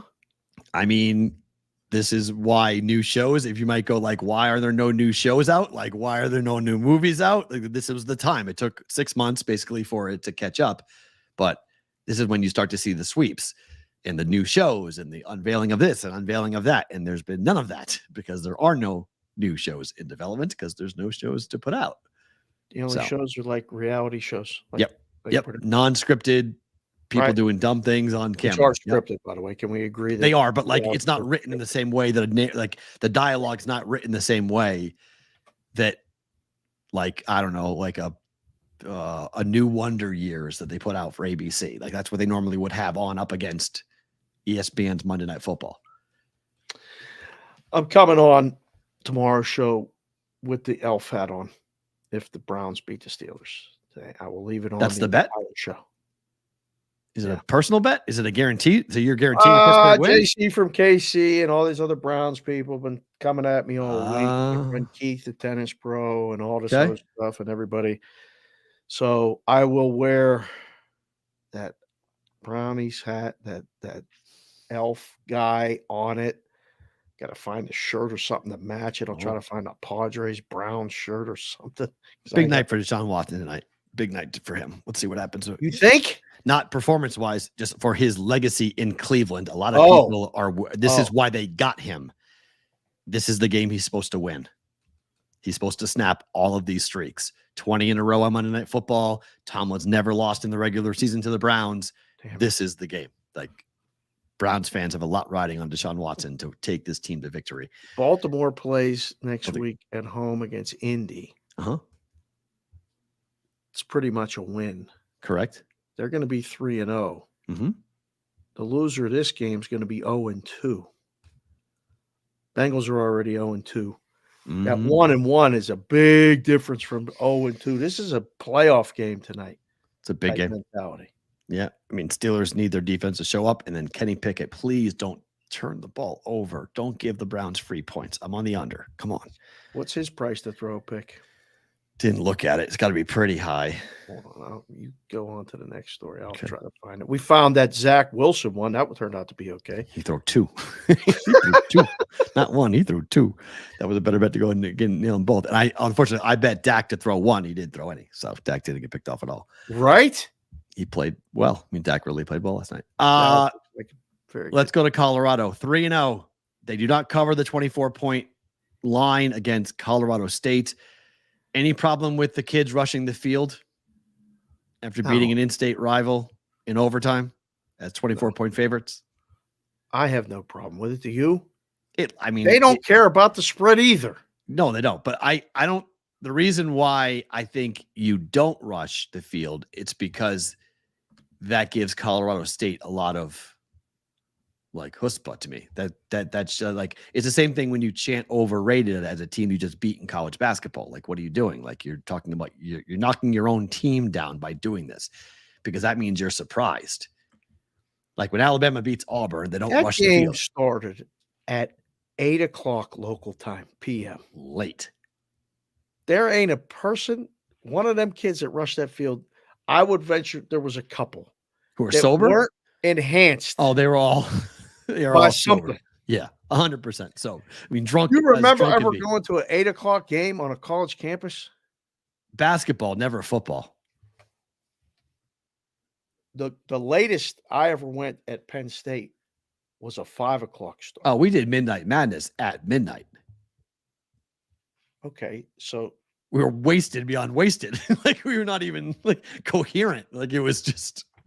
Yeah, exactly. Yeah, no, they were all complete. I mean, look, again, it's the kids wanted to rush the field just because they wanted to be a part of it, and I saw a lot of people go at them bad. and people, Deion's son went back, clapped back at it. I have a tweet that was pointing out, like, there's levels to this. Let me clarify the tweet because it's gotten like 200,000 impressions. It's ridiculous. Every Colorado fan's pissed off at me for this, but let me clarify what I meant.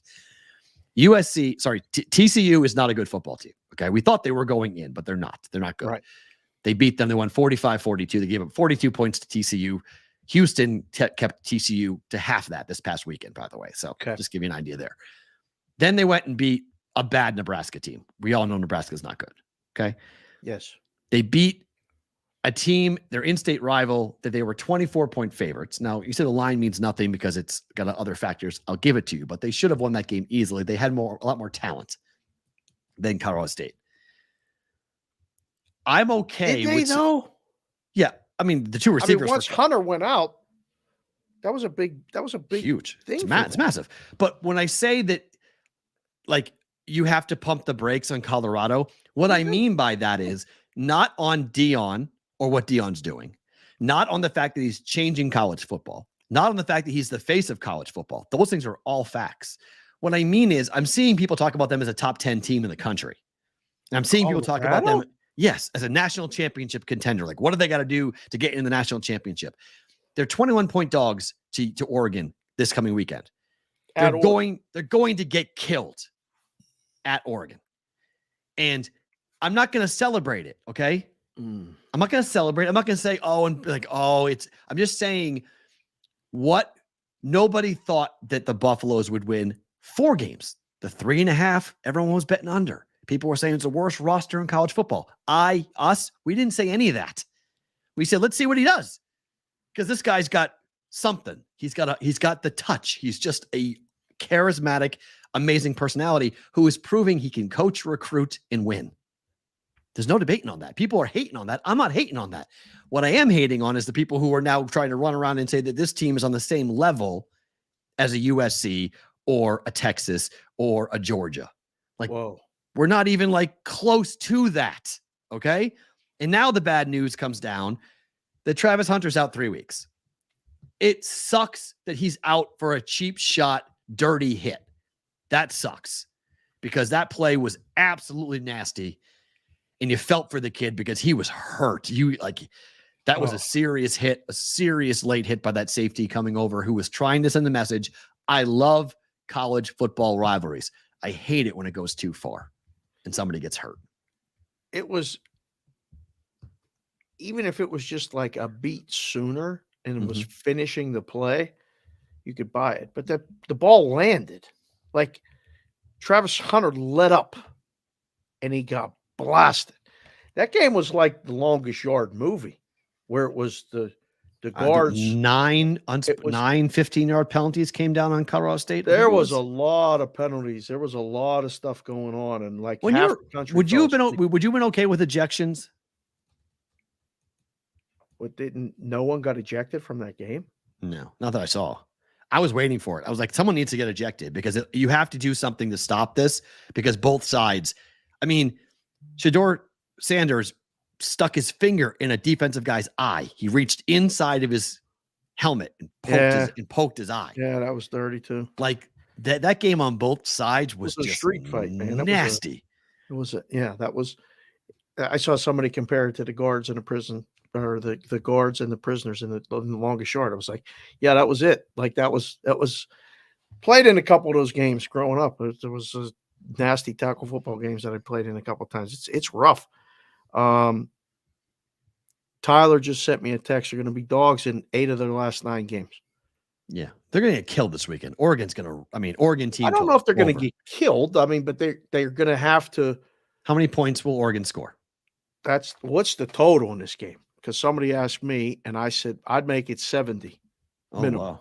I would make it 70. The line's 21. I mean, it was funny. DraftKings had it at 14.5. They reposted it at 16.5, and Circa just said, screw it, 21 when they posted it. Well, you have to put, I mean, like the Circa guys have been ahead of it all along. They've been dead on balls accurate with the Colorado number. I tweeted at Benson and said, give me 14. Come on, give me 14. Please. Well, DraftKings at 14.5. Yeah, he left. He said, LOL. You ain't getting 14. 21 and 71. That's So that's the right number. I think you start with 40 for Oregon and you ask how many points will Colorado score. I'd bet under. I don't think that gets there. No. Oregon's team speed. Did you see Oregon score so far this year? They've got team speed all over the field. They put up 80 in a game just for fun. They have team speed. I mean, it's going to be the defensive problem to me. Otto, I did not do prison time. Otto asked if I was in prison. I did not. I was not part of the Prisoners in the Guards game. It was from the movie Longest Yard. Yes. I mean, I think you have to ask how many points without Travis Hunter, how many points will Colorado score? I don't think they score. We're gonna see, right? Like, this is the first sign. I don't want to say the first sign of adversity in season that Colorado had, of course, because they were down in that game and came all the way back. But against Colorado State, offense. He's not the only one. Horn's a really good receiver, and the kid and the running back's been pretty good for them as well. And Sanders can move, but I hear your point. I mean, he's the guy that flashes when he's on the field. You're like, who is that? Like, right. he jumps off the screen when you're watching him. And now they're not going to have him both on offense and defense, for that matter. So it hurts them on two different levels. It really does hurt them. This is what was being said, and I don't want to give people victory laps or pat them on their back, but this is what was said. Pete Futek on our show said the exact same thing. He has created a college football all-star team. The problem is the depth behind those big names. Right. There's not a lot of depth behind those players, where in Alabama can replace a 5-star left tackle with a 5-star left tackle. Right. They don't have that. So you have an elite player in Travis Hunter. Who's behind him? Nowhere near what Travis Hunter is. So that's the problem that I think people are pointing out for Colorado. And, I think at the end of the day, I think there's going to be people saying, I told you so. It's going to suck. But I do think we're going to see people who are going to say, this is what I meant, when they wind up winning 5 games and missing a bowl game. You go through the schedule. It gets real now. You better hope they win another game to get over the season wins. I feel okay with them winning one more. I mean, they're going to lose. I think they can beat Arizona State on the road. Stanford at home is going to be a tough one. Arizona at home, they should win that one, and that's about it. They're not beating Oregon, they're not beating USC, they're not beating UCLA, they're not beating Oregon State, they're not beating Washington State, and they're not beating Utah, in my opinion. The 3 games without Hunter are Oregon, USC, Arizona State, which is really tough. The next 3 are Oregon, USC, and who? Or Arizona State on the road. They can win. They can beat Arizona State on the road. Man, oh man. But the next 2 are going to be like reality checks. So it'll be, hey, let's, and I'll be curious to see how Dion handles it. I'll be curious to see how his kids handle it. I mean, they had Lil Wayne doing the intro. This is USC 2.0. This is back to what USC was like. It's in Boulder, Colorado. Right. Well, that's the problem, right? It's in Boulder. So it's like, what are we doing? But like, tremendous. You've got just everybody wants to be there right now. It's the thing. But when the balloon pops, let's see who's still there. Who's going to be around that program still? Who's going to hang around still? This is why I love this show so much. Breaking news. CBW just came in and said, according to Adam Schefter, Chiefs and Mahomes have restructured his agreement, giving him a $210 million agreement. Guaranteed? That's not guaranteed, right? It's the biggest contract in history, right? Most money in NFL history over 4 seasons span. Compensation for those years is now guaranteed. Man, that's what it says according to CBW. Thank you, sir. No, he's right. I saw the story come across. It was there. My only wow. See, I think it's amazing for Mahomes, right? If you're a Chief fan, you can't be too excited about this because you already have lost a lot of. I mean, you pay your quarterback. I give you that. But Brady always kept himself low because he knew he had to have under the cap to get other players their money. Right. And if you're going to give your quarterback that much money, and I'm not knocking the guy at all, go get every damn dollar. But there is a cause and effect to that when you do that. So. Stevie Mack said you're not a believer. Do you not believe? Do you not believe what I Deion's believe doing? it's a great question. I do not want to hear Mark Jones or anybody else say after you beat Colorado State. This is why the tweet got people mad. Because Mark Jones said, "Do you believe now?" Like, Mark Jones, what am I supposed to believe? Tell me, what am I supposed to believe? They're 3-0. They were 24-point favorites. They had to go to overtime to beat their in-state rival. They beat Which was Nebraska. an unbelievable, like them Awesome getting game. that drive down there to score. Incredible. But what am I believing? That Deion's a good coach? I believe it. That Deion has a team with a really good quarterback? I believe it. That Deion's team's 3-0? I believe it. That Deion teams can win the Pac-12? Get out of here. That Deion's team can is a top 10 team? Goodbye. Deion team's a playoff team? You're joking. So what am I believing? I mean, like, I can't, if you keep on asking the question, I feel like we've already answered the question of, can Deion do this? The answer is yes. There's no debating it. He has proven everybody wrong in the summer who said, you can't do this. You can't turn the roster over like this and be successful. You're wrong. You can. He did it. I was going to say. He did it. Can he do it again? I think he could do it. I think every top 5 recruit in the country is paying attention if their phone rings and it's Deion Sanders right now.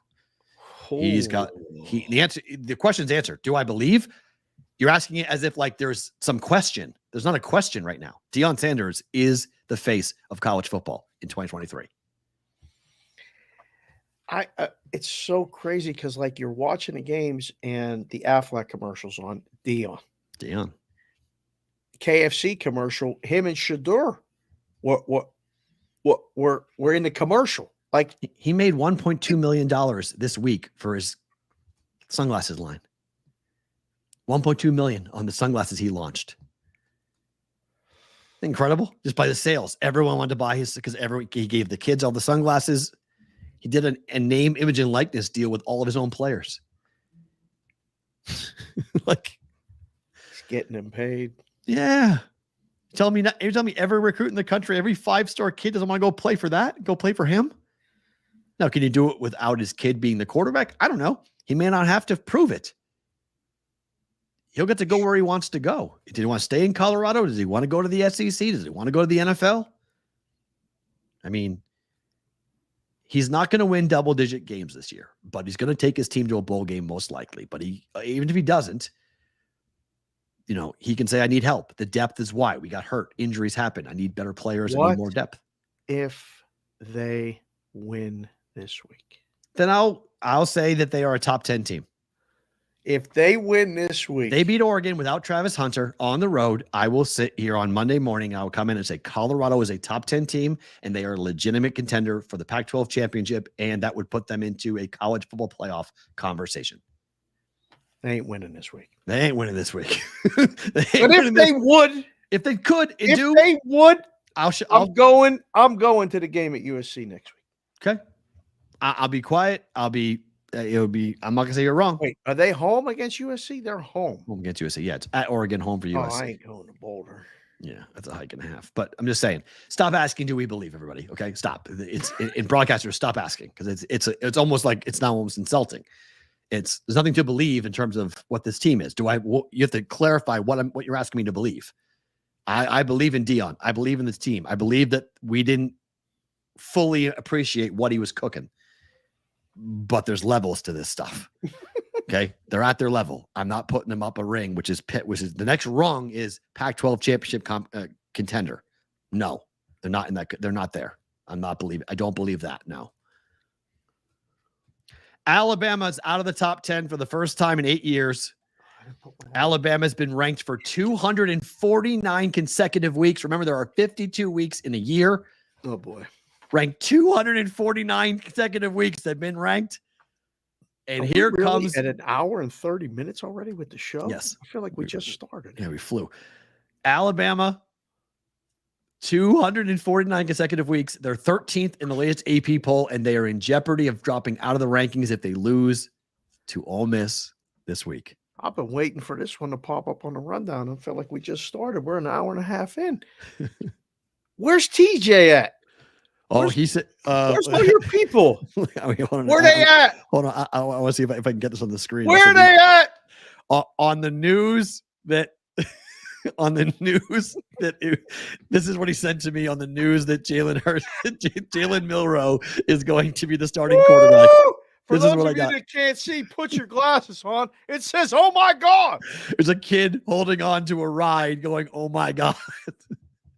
Scared out of his mind. Jalen Milroe is the starting quarterback for Alabama for the rest of the year. As according to Nick Saban, he's earned that right, even though the team didn't play him against South Florida and they almost lost the game, winning it 17-3. It was 3-3 at halftime. We were watching the game together, both wondering. I was asking you to text TJ and say, why are they making this kid stand on the sideline with his helmet up like this? Yeah. He's looking around going, we're tied at South Florida. Do you know we're tied at South Florida? I think I wouldn't be surprised if Milroe didn't take a snap at practice for that reason. Nick was like, look, I know what I have with you. Sit down. I need to go see what I've got with other kids. If they don't play well, if I don't have it, you're back in. He's back in. After the play of the two kids, he was like, oh God, this is bad. Buckner and Simpson, you guys both suck. No, Milroe, you're bad, but you're not as bad as these other two guys. So let's go with Jalen Milroe. They almost lost. Technically, Outright. I mean, they didn't cover. There was never a doubt. No, never a question to cover it at 31 points. They were never going to cover. Won by 14. We just kept wondering. We were literally asking each other, are they going to put him in and let him run for 2 touchdowns and get at least the blowout a little bit? Just to win the game, right. Like, get some breathing room. There was no thought at all. That was Nick being Nick saying exhibition game. That was just, he treated it like an exhibition game. It's what he treated that game as. There's no way we're losing. We can't lose. I don't care. We win by 1 point. As long as we win by 1 point, I want to see what these kids can do.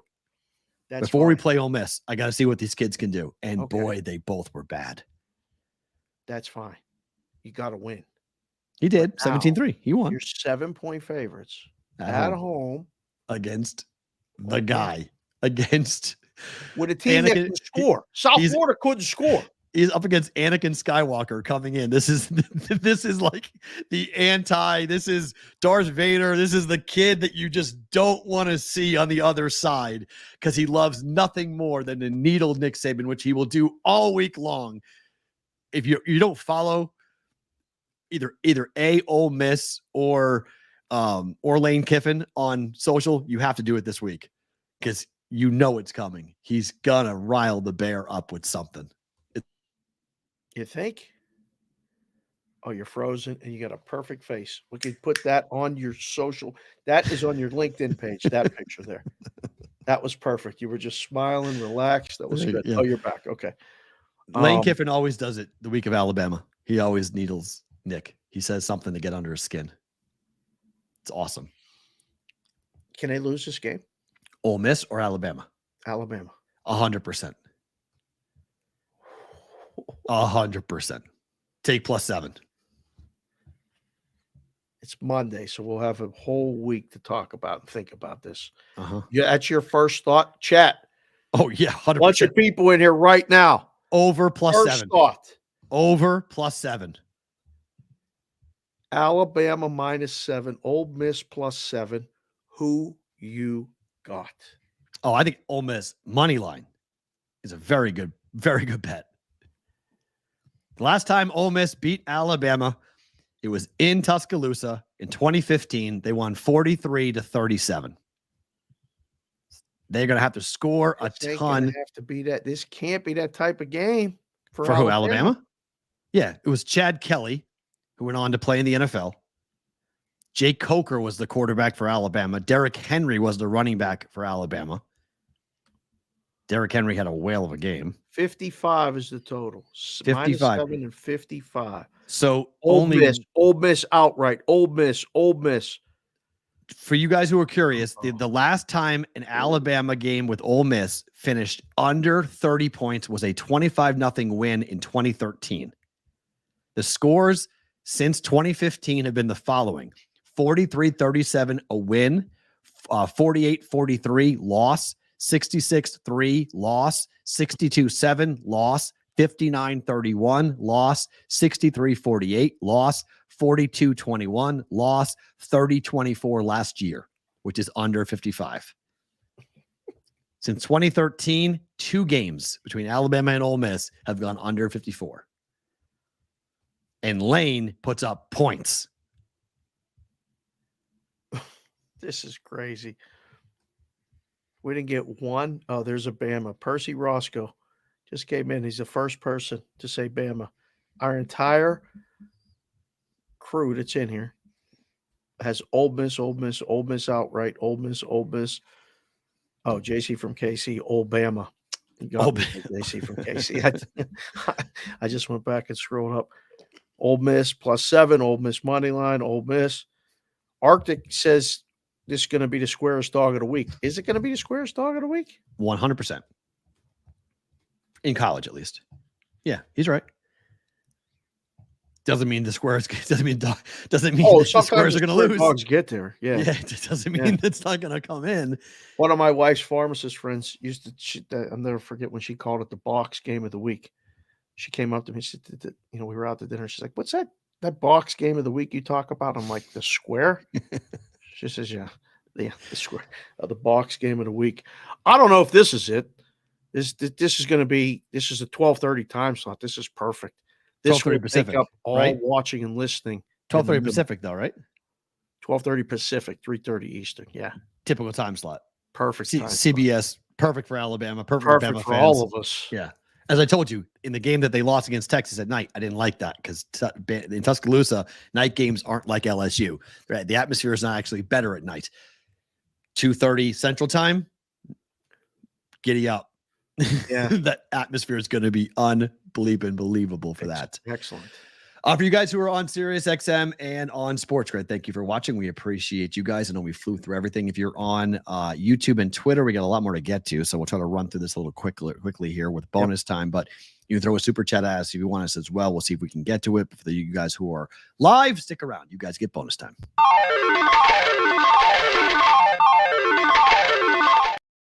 I'll roll through a couple of these fast. 61-yard kick wins for Mizzou. School gets fined $100K for rushing the field. You got to rush the field when a kid makes a 61-yard field goal to win a game, do you not? You've been on the field for the field rush. I've never been. I was at Penn State dreaming about jumping onto the field multiple times when I was a student. But they had these gigantic guys that were state troopers that were making sure that nobody jumped that rail. So nobody ever rushed the field at a game I was at. I think it's awesome. Let the kids be. Yeah, I think on that 61-yard kick. Right. 61-yard kick is a 61-yard kick in college. Are you kidding me? What a kick from Missouri. And you beat a rival like Kansas State. Oh, that's K-State was ranked 15th in the country. Yeah, big upset. It was a big upset. Big win for the SEC. They've needed them. The SEC hasn't looked good so far here. Tennessee gets beaten by Florida. Alabama loses to Texas. Hasn't been a good start. Vanderbilt lost to UNLV here over the weekend. Are you purposely neglecting to mention that the Iowa State lost to the Ohio Bobcats? No, I didn't see that on the list because it's irrelevant. It's now irrelevant right now. It's not it's irrelevant. It's Iowa State's irrelevant now. That's it. They lost to Ohio. They were irrelevant. Matt Campbell, that team is in the garbage. They're irrelevant. You just goodbye. This is why you got to listen to bonus time. Bye. I'm not even being inflammatory. I'm being honest. I didn't put them on the rundown. It's the same thing like I didn't put Iowa on the rundown. Who gives a fuck? Who gives a fuck? Whoa! No one gives a fuck. They play Penn State this week. Okay, you guys, you talking about that game. I'm talking about the game they just played against Western Michigan. No one gives a fuck about Iowa, Western Michigan, and no one gives a fuck that Iowa State went to Ohio and lost to a MAC school because they're irrelevant. We called it on Friday. We said upset alert for Iowa State at Ohio. Be careful. They lost the game 10-7, right? 10-7. Iowa State's offense is awful. It's not even on the rundown. It's not on the rundown because it's not worth talking about. Iowa State is irrelevant. Put that in the Iowa game went over though. That got us. That sucked. Bold. Yeah, that sucked. Baseball quickly. Yeah. Orioles and the Rays both clinch because we have it with the Rangers. I can't believe it. We could save the baseball. Not yet. 10 more minutes. Tomorrow. 10 more minutes. 10 more minutes. What? Can Julia play here? Yes. 10 more minutes. Just to go. Let's go in your room. Can Julia play? Yeah, go ahead. Yeah, go play. My God. Just don't burn the house down. That's what I said. You can't go in the kitchen. Oh, shit. That's rule. Right. The Twins are going to clinch next. Yes. So the Orioles, Rays are both in. Twins are next. So we have 3 spots left. Yes. essentially. Yes. No, sorry, 2 spots left. Sorry, 2 spots. Yeah, right. The West and then a wild card. And 3 spots. No, left. 3. 3 wild cards. You're terrible at math. So, no, trying to remember. It's first time with 3 wild cards. So I remember how I was going to break down, because we have, who's the team I'm forgetting? Because it's Rangers, Mariners, Rays. Who's the 4th? Astros. Thank you, Astros. I knew I was forgetting a team. Astros. There we go. The So Astros. So if the Astros win the division, it's up to, we'll see who winds up getting into a wild card. You have 13 games left for the Rangers and the Mariners. 1 game separates them. Yeah, it's going to be. I can't wait. I mean, Who do you I'm like? excited. I saw it on the rundown. I'm like, we're never getting to the baseball today. Why? Wish I mean, too much. we'll get to it. It's not going to get No, to it. we got to. We're on- going on to do it TV. quick. I think we'll discuss it more tomorrow. Agreed. Because But running out of days. like it's season's almost over. I'm worried about Seattle in that mix. Okay, as far fair. as what's left? I mean, one of them are not making the playoffs. The game's head to head between these two. They play one more series, right? The Rangers and the Mariners. One more. Rangers and the Mariners play one more series. That would be awesome. I can't wait if that's true. Mariners start a series at the Athletics today. They play at Texas on Friday, Saturday, and Sunday. Holy. Oh, no. They play the Rangers 7 more times. Oh, they have a 4-gamer too. Holy shit. They That's play right. 7 more times. They play the Astros. Yeah. They play Oakland at Oakland, at Texas, home for Houston, home for Texas. Oh, the Mariners literally, they legitimately control their own fate. Control everything. They control. Yeah. Wow. Wow, we're blowing up here with these orange stripes. Are you paying attention to this? I will. We'll very roll good. over. We'll get to We'll roll them, over Crunchy. in a Keep second. them coming, Crunchy. We got you. Crunchy. Forget about BVB bonus time. It'll be BVB Crunchy Beaver time. If this guy keeps firing these questions like this. Cubs have lost 5 straight. Oh, Dead. They're tied with the Marlins for that last wild card spot.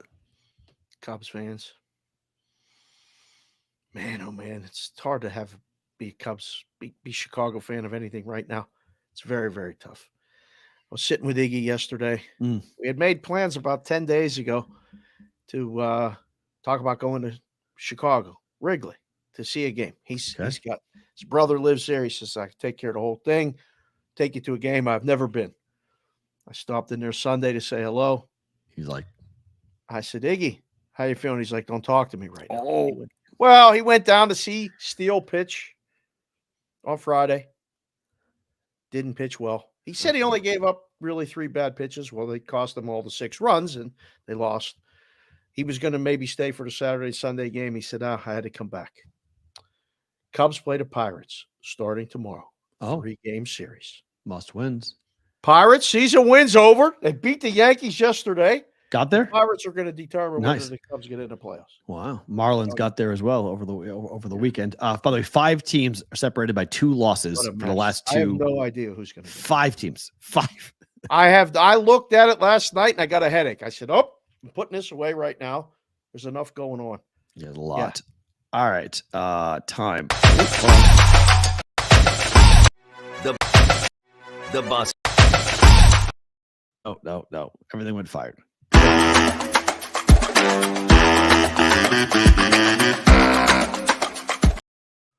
The wrong button. I hit a button that played everything. You hit every button. I want to hit the button that plays them all in order. So I hit the wrong button. I don't know what the hell happened. Sorry. Everybody wrecked their car. Sorry. Everybody that Hit blew the out wrong- all the speakers. Hit the wrong button. Sorry. Quickly. Panthers +3. Better to book it. You're betting this? I'm betting this. I think bet this. I hate this bet. You hate this bet. I hate this game. Hate this game. I don't like this game.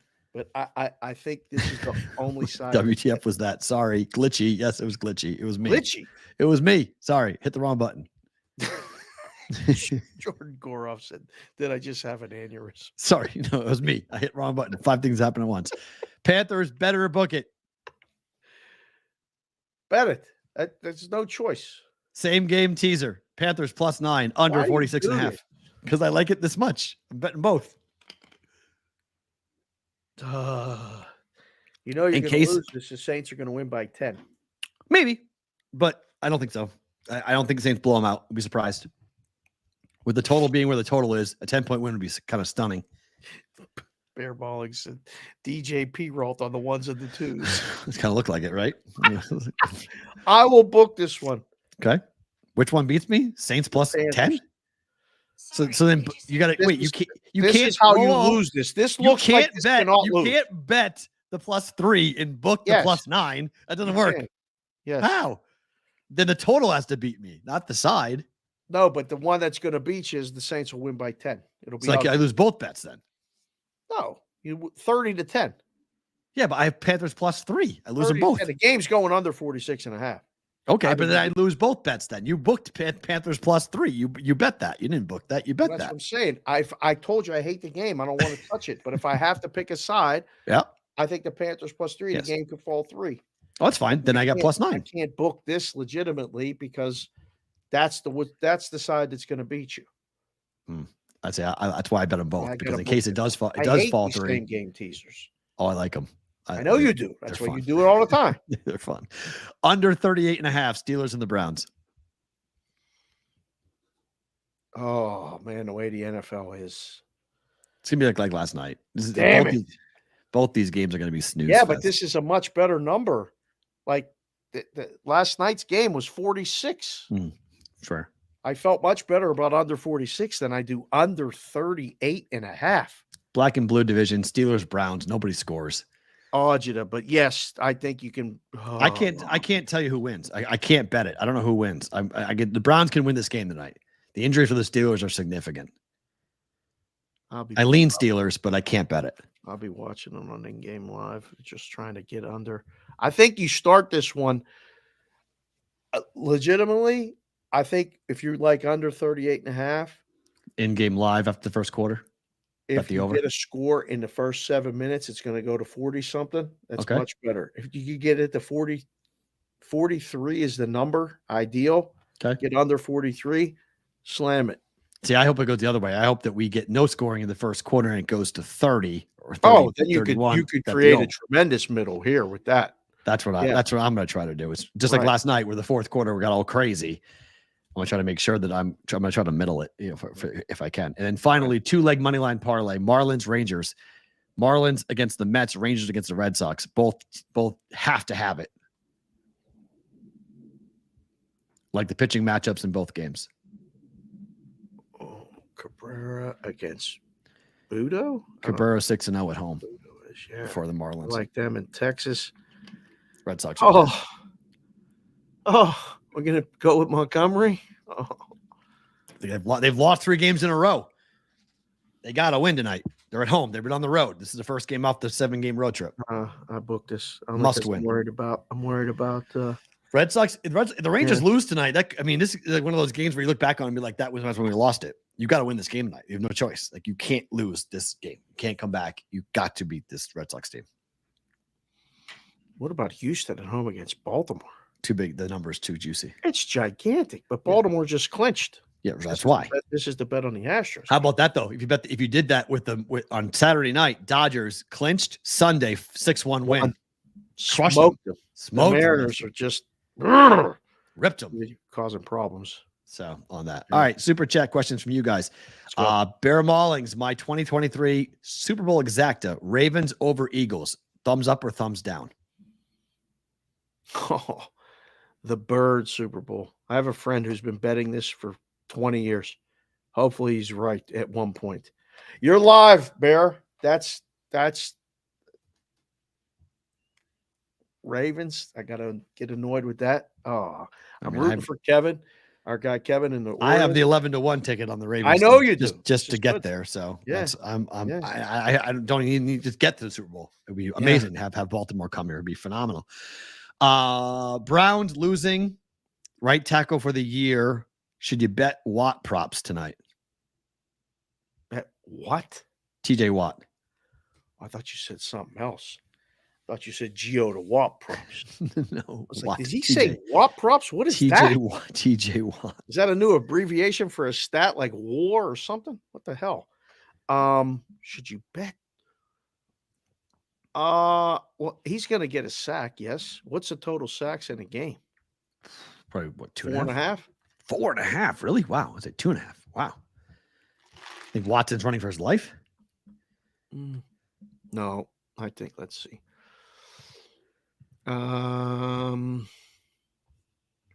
Total sacks in a game. A lot of books don't put this up anymore because you can't make the number right unless you use a whole number. Okay, 4 is the number. And everyone wants to use 3.5 or 4.5. So it's 4.5 with under Big Juice or 3.5 over Big Juice. Yeah, okay. I think Watt gets a sack tonight. Okay. Steelers total points 18.5. Browns total points 20.5. That adds up to 39, Perrault. Under 38.5. Overreaction Monday from Crunchy Beaver. The Bears really stink. The Broncos really stink too. Jets are done with the MILF Slayer at the helm. He was cannon fodder anyway. Dallas hasn't played anyone. Niners in 3 weeks are the barometer. Agree? Yeah, I think it's fair. It's fair. It's fair. Orioles Astros, Means versus Verlander. It's been steamed to 181. Who wins? Wow. TJ Watt sack over a half a sack is only minus 155. That's fair. Because you can get a half a sack. You can get a half a sack and push. The only problem with the sack prop is you can get a half a sack. It's stupid. I hate how those graded. Like those are a nightmare. Yes. The answer to the question was San Francisco, right? No, Astros or Orioles. Oh, we're on to the baseball. Yeah. I don't know. The price is high, but I like the Astros. Yeah, me too. Crunchy Beaver again on the college football front. Colorado plus 21. Is that a sucker bet, Dave? Also, I'm probably going to hedge on the Ole Miss money line against the $500 in super chats I put up. Either way, that's going to be an expensive BVB hat. I want 2 if Bama loses. LOL. Deal. Oh, that's right. Crunchy's earned 2 hats. There's no question about that. But he said, so like, okay, so he has to buy. So if Ole Miss beats Alabama, he's buying 5 $100 super chats, right? Crunchy, you think Ole Miss is going to Alabama and winning? Can I go to Star Nursery with this question, Julia? No. Why? No. Why? I'm not having this conversation right now. No. No, please. Okay. They're not going to be back. They're going to be back. Stop. I'm done in 10 minutes. I'll have a conversation in 10 minutes. I'm not talking right now. 1 o'clock. Stop. Madeline, stop it. No. Okay, sorry. I don't really have my show seeing this conversation right now, so please shut the door now. Thank you. Can I just go? No. If I come back and Deep she's breath. gone. Relax. I'm fine. And then Covey wants to know, am I betting the Brewers tonight? No, I'm only betting one baseball bet. Marlins Rangers. Would you bet the Brewers tonight? Let's see. Damn, Brewers are getting really interesting. They are. Everyone's sleeping on them. I'm doing it again. I'm falling for the Central Division team. I'm doing it again. I almost bet them to win the World Series last night. I was looking at it. The value is incredible. The path is there because the second round they play the Dodgers. And the Dodgers are not the Dodgers anymore. Susceptible to losing. Just get me in the ALC or NLCS and I got a shot. Yeah. That's the way the thinking always went. Like I'll fall for St. Louis. I fall for them, the Brewers before. Tonight, they're Wainwright. It's against Wainwright, Perrault. Oh, that's why. That was the reminder. Remember, I'm supposed to bet the Brewers. Yes. So, okay, I'll bet the Brewers. Yes, you guys could bet on the Cardinals. I'll bet the Brewers. I'll fade Wainwright. A better bet would be the over. What's the total? 9? 8.5 over juiced. So I'll bet the over. You guys can bet the under. There you go. The Wainwright would be good. It was 9. It was 9 last night. It's 8.5 now. So there you go. I'll bet. Yes. So to answer your question, Covey. Yes, I will bet over. You guys can bet under. You guys can bet under on that if you'd like. Favorite thing about today is what? So, couple things. Saw some people out over the weekend that said to say hello and enjoy the show. But I wanted to recognize a couple people that are important to the show. One, Will is back and watching the show and everything else. Had, probably the hardest moment in his life with his brother and everything else. Welcome back, man. So we just want to welcome you back and appreciate everything you do being here. And hopefully, the brigade and everybody else can pick up your spirits and everything else that you need from us. So we appreciate you Amen. being here. And two, Mish wrote that article in the Chicago Sun-Times. I posted a link. You guys can follow at Rob Mish. Go see the link. He wrote a story about me on Saturday about my time in Curacao, which brought back a lot of memories. And I got a bunch of texts and calls from people that I haven't talked to for a while that may or may not have been down there or may not still be down there. We talked about a lot of things. And I said, I wanted to thank Mish personally for taking the time to listen and talk and write what I thought was a good article. It was a great article. And I got some people in Chicago that are sending out papers. They're bringing out papers. They're coming out to visit.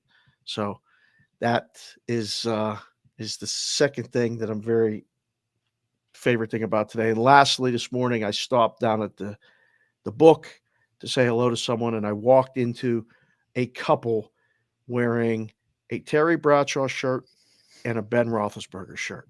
It was 9 o'clock in the morning. They were getting there. They were going to have breakfast. They were going to get their gamble on, and they're getting a seat in the sports book. So I was like, it's 9 a.m. Game don't kick till 5. Do you know the Steelers are playing Sunday night here in Vegas on Sunday? 7 days away. Nobody's staying at my house. I'm telling you all right now. You're going to have to talk to my wife. She ain't letting you in the door. I'm telling you, it ain't happening. But I don't think Vegas is ready for what's coming. It's going to be a fun weekend. Can't wait. Raiders need to get themselves a win. So we'll see what if Steelers lose, that's an angry bunch. Steelers -1 tonight. Now, if the Steelers win the game, that's going to 2.5. If the Steelers lose ugly, we wake up tomorrow, the Raiders are favored. Crazy. So you guys decide what you like right now. If you think can predict the game tonight, you can get value on the line tomorrow. If nothing Raiders, really happens. Home opener for the Raiders too on Monday night. Yeah. We'll see what they look like. I got to run because of craziness going on in my house, but you guys are a riot. JC from Casey said, Matt, you said 10 minutes ago. I don't need your help. I don't need that. Don't tell her that. Don't tell her that. We can't do this. That's not good. But we had a lot of fun this weekend. I appreciate Jess and the girls taking Madeline out. She had an absolute ball hanging out with everyone at bowling. And, she came home and she told me, she's like, I need to get better at air hockey. I said, why? She said, because Kendall beat me 6 games in a row. And I said, good. I said, good. She's like, what do you mean good? I said, good. That means it bothers you. It should bother you if somebody beats you 6 times in a row. That's good. I'm glad to hear that. You have to get better. She goes, what do I do to get better? I'm like, play. Practice. You just got to play. She's like, oh, okay. She's like, but she killed me. I'm like, okay, she killed you. Yes. So it was a good, she had a lot of fun. It was a good, appreciate Jess and Deb doing that. So enjoy the games tonight, guys. 2 Monday Night Football games. I'll be off and on the Discord channel, coming in and out for during the game. So hop on there, bvbshow.com. You want to be a part of that, free to get in. He is Dave. I am Matt. We'll talk to you tomorrow for a full recap. See if the Steelers are 1-1 or 0-2.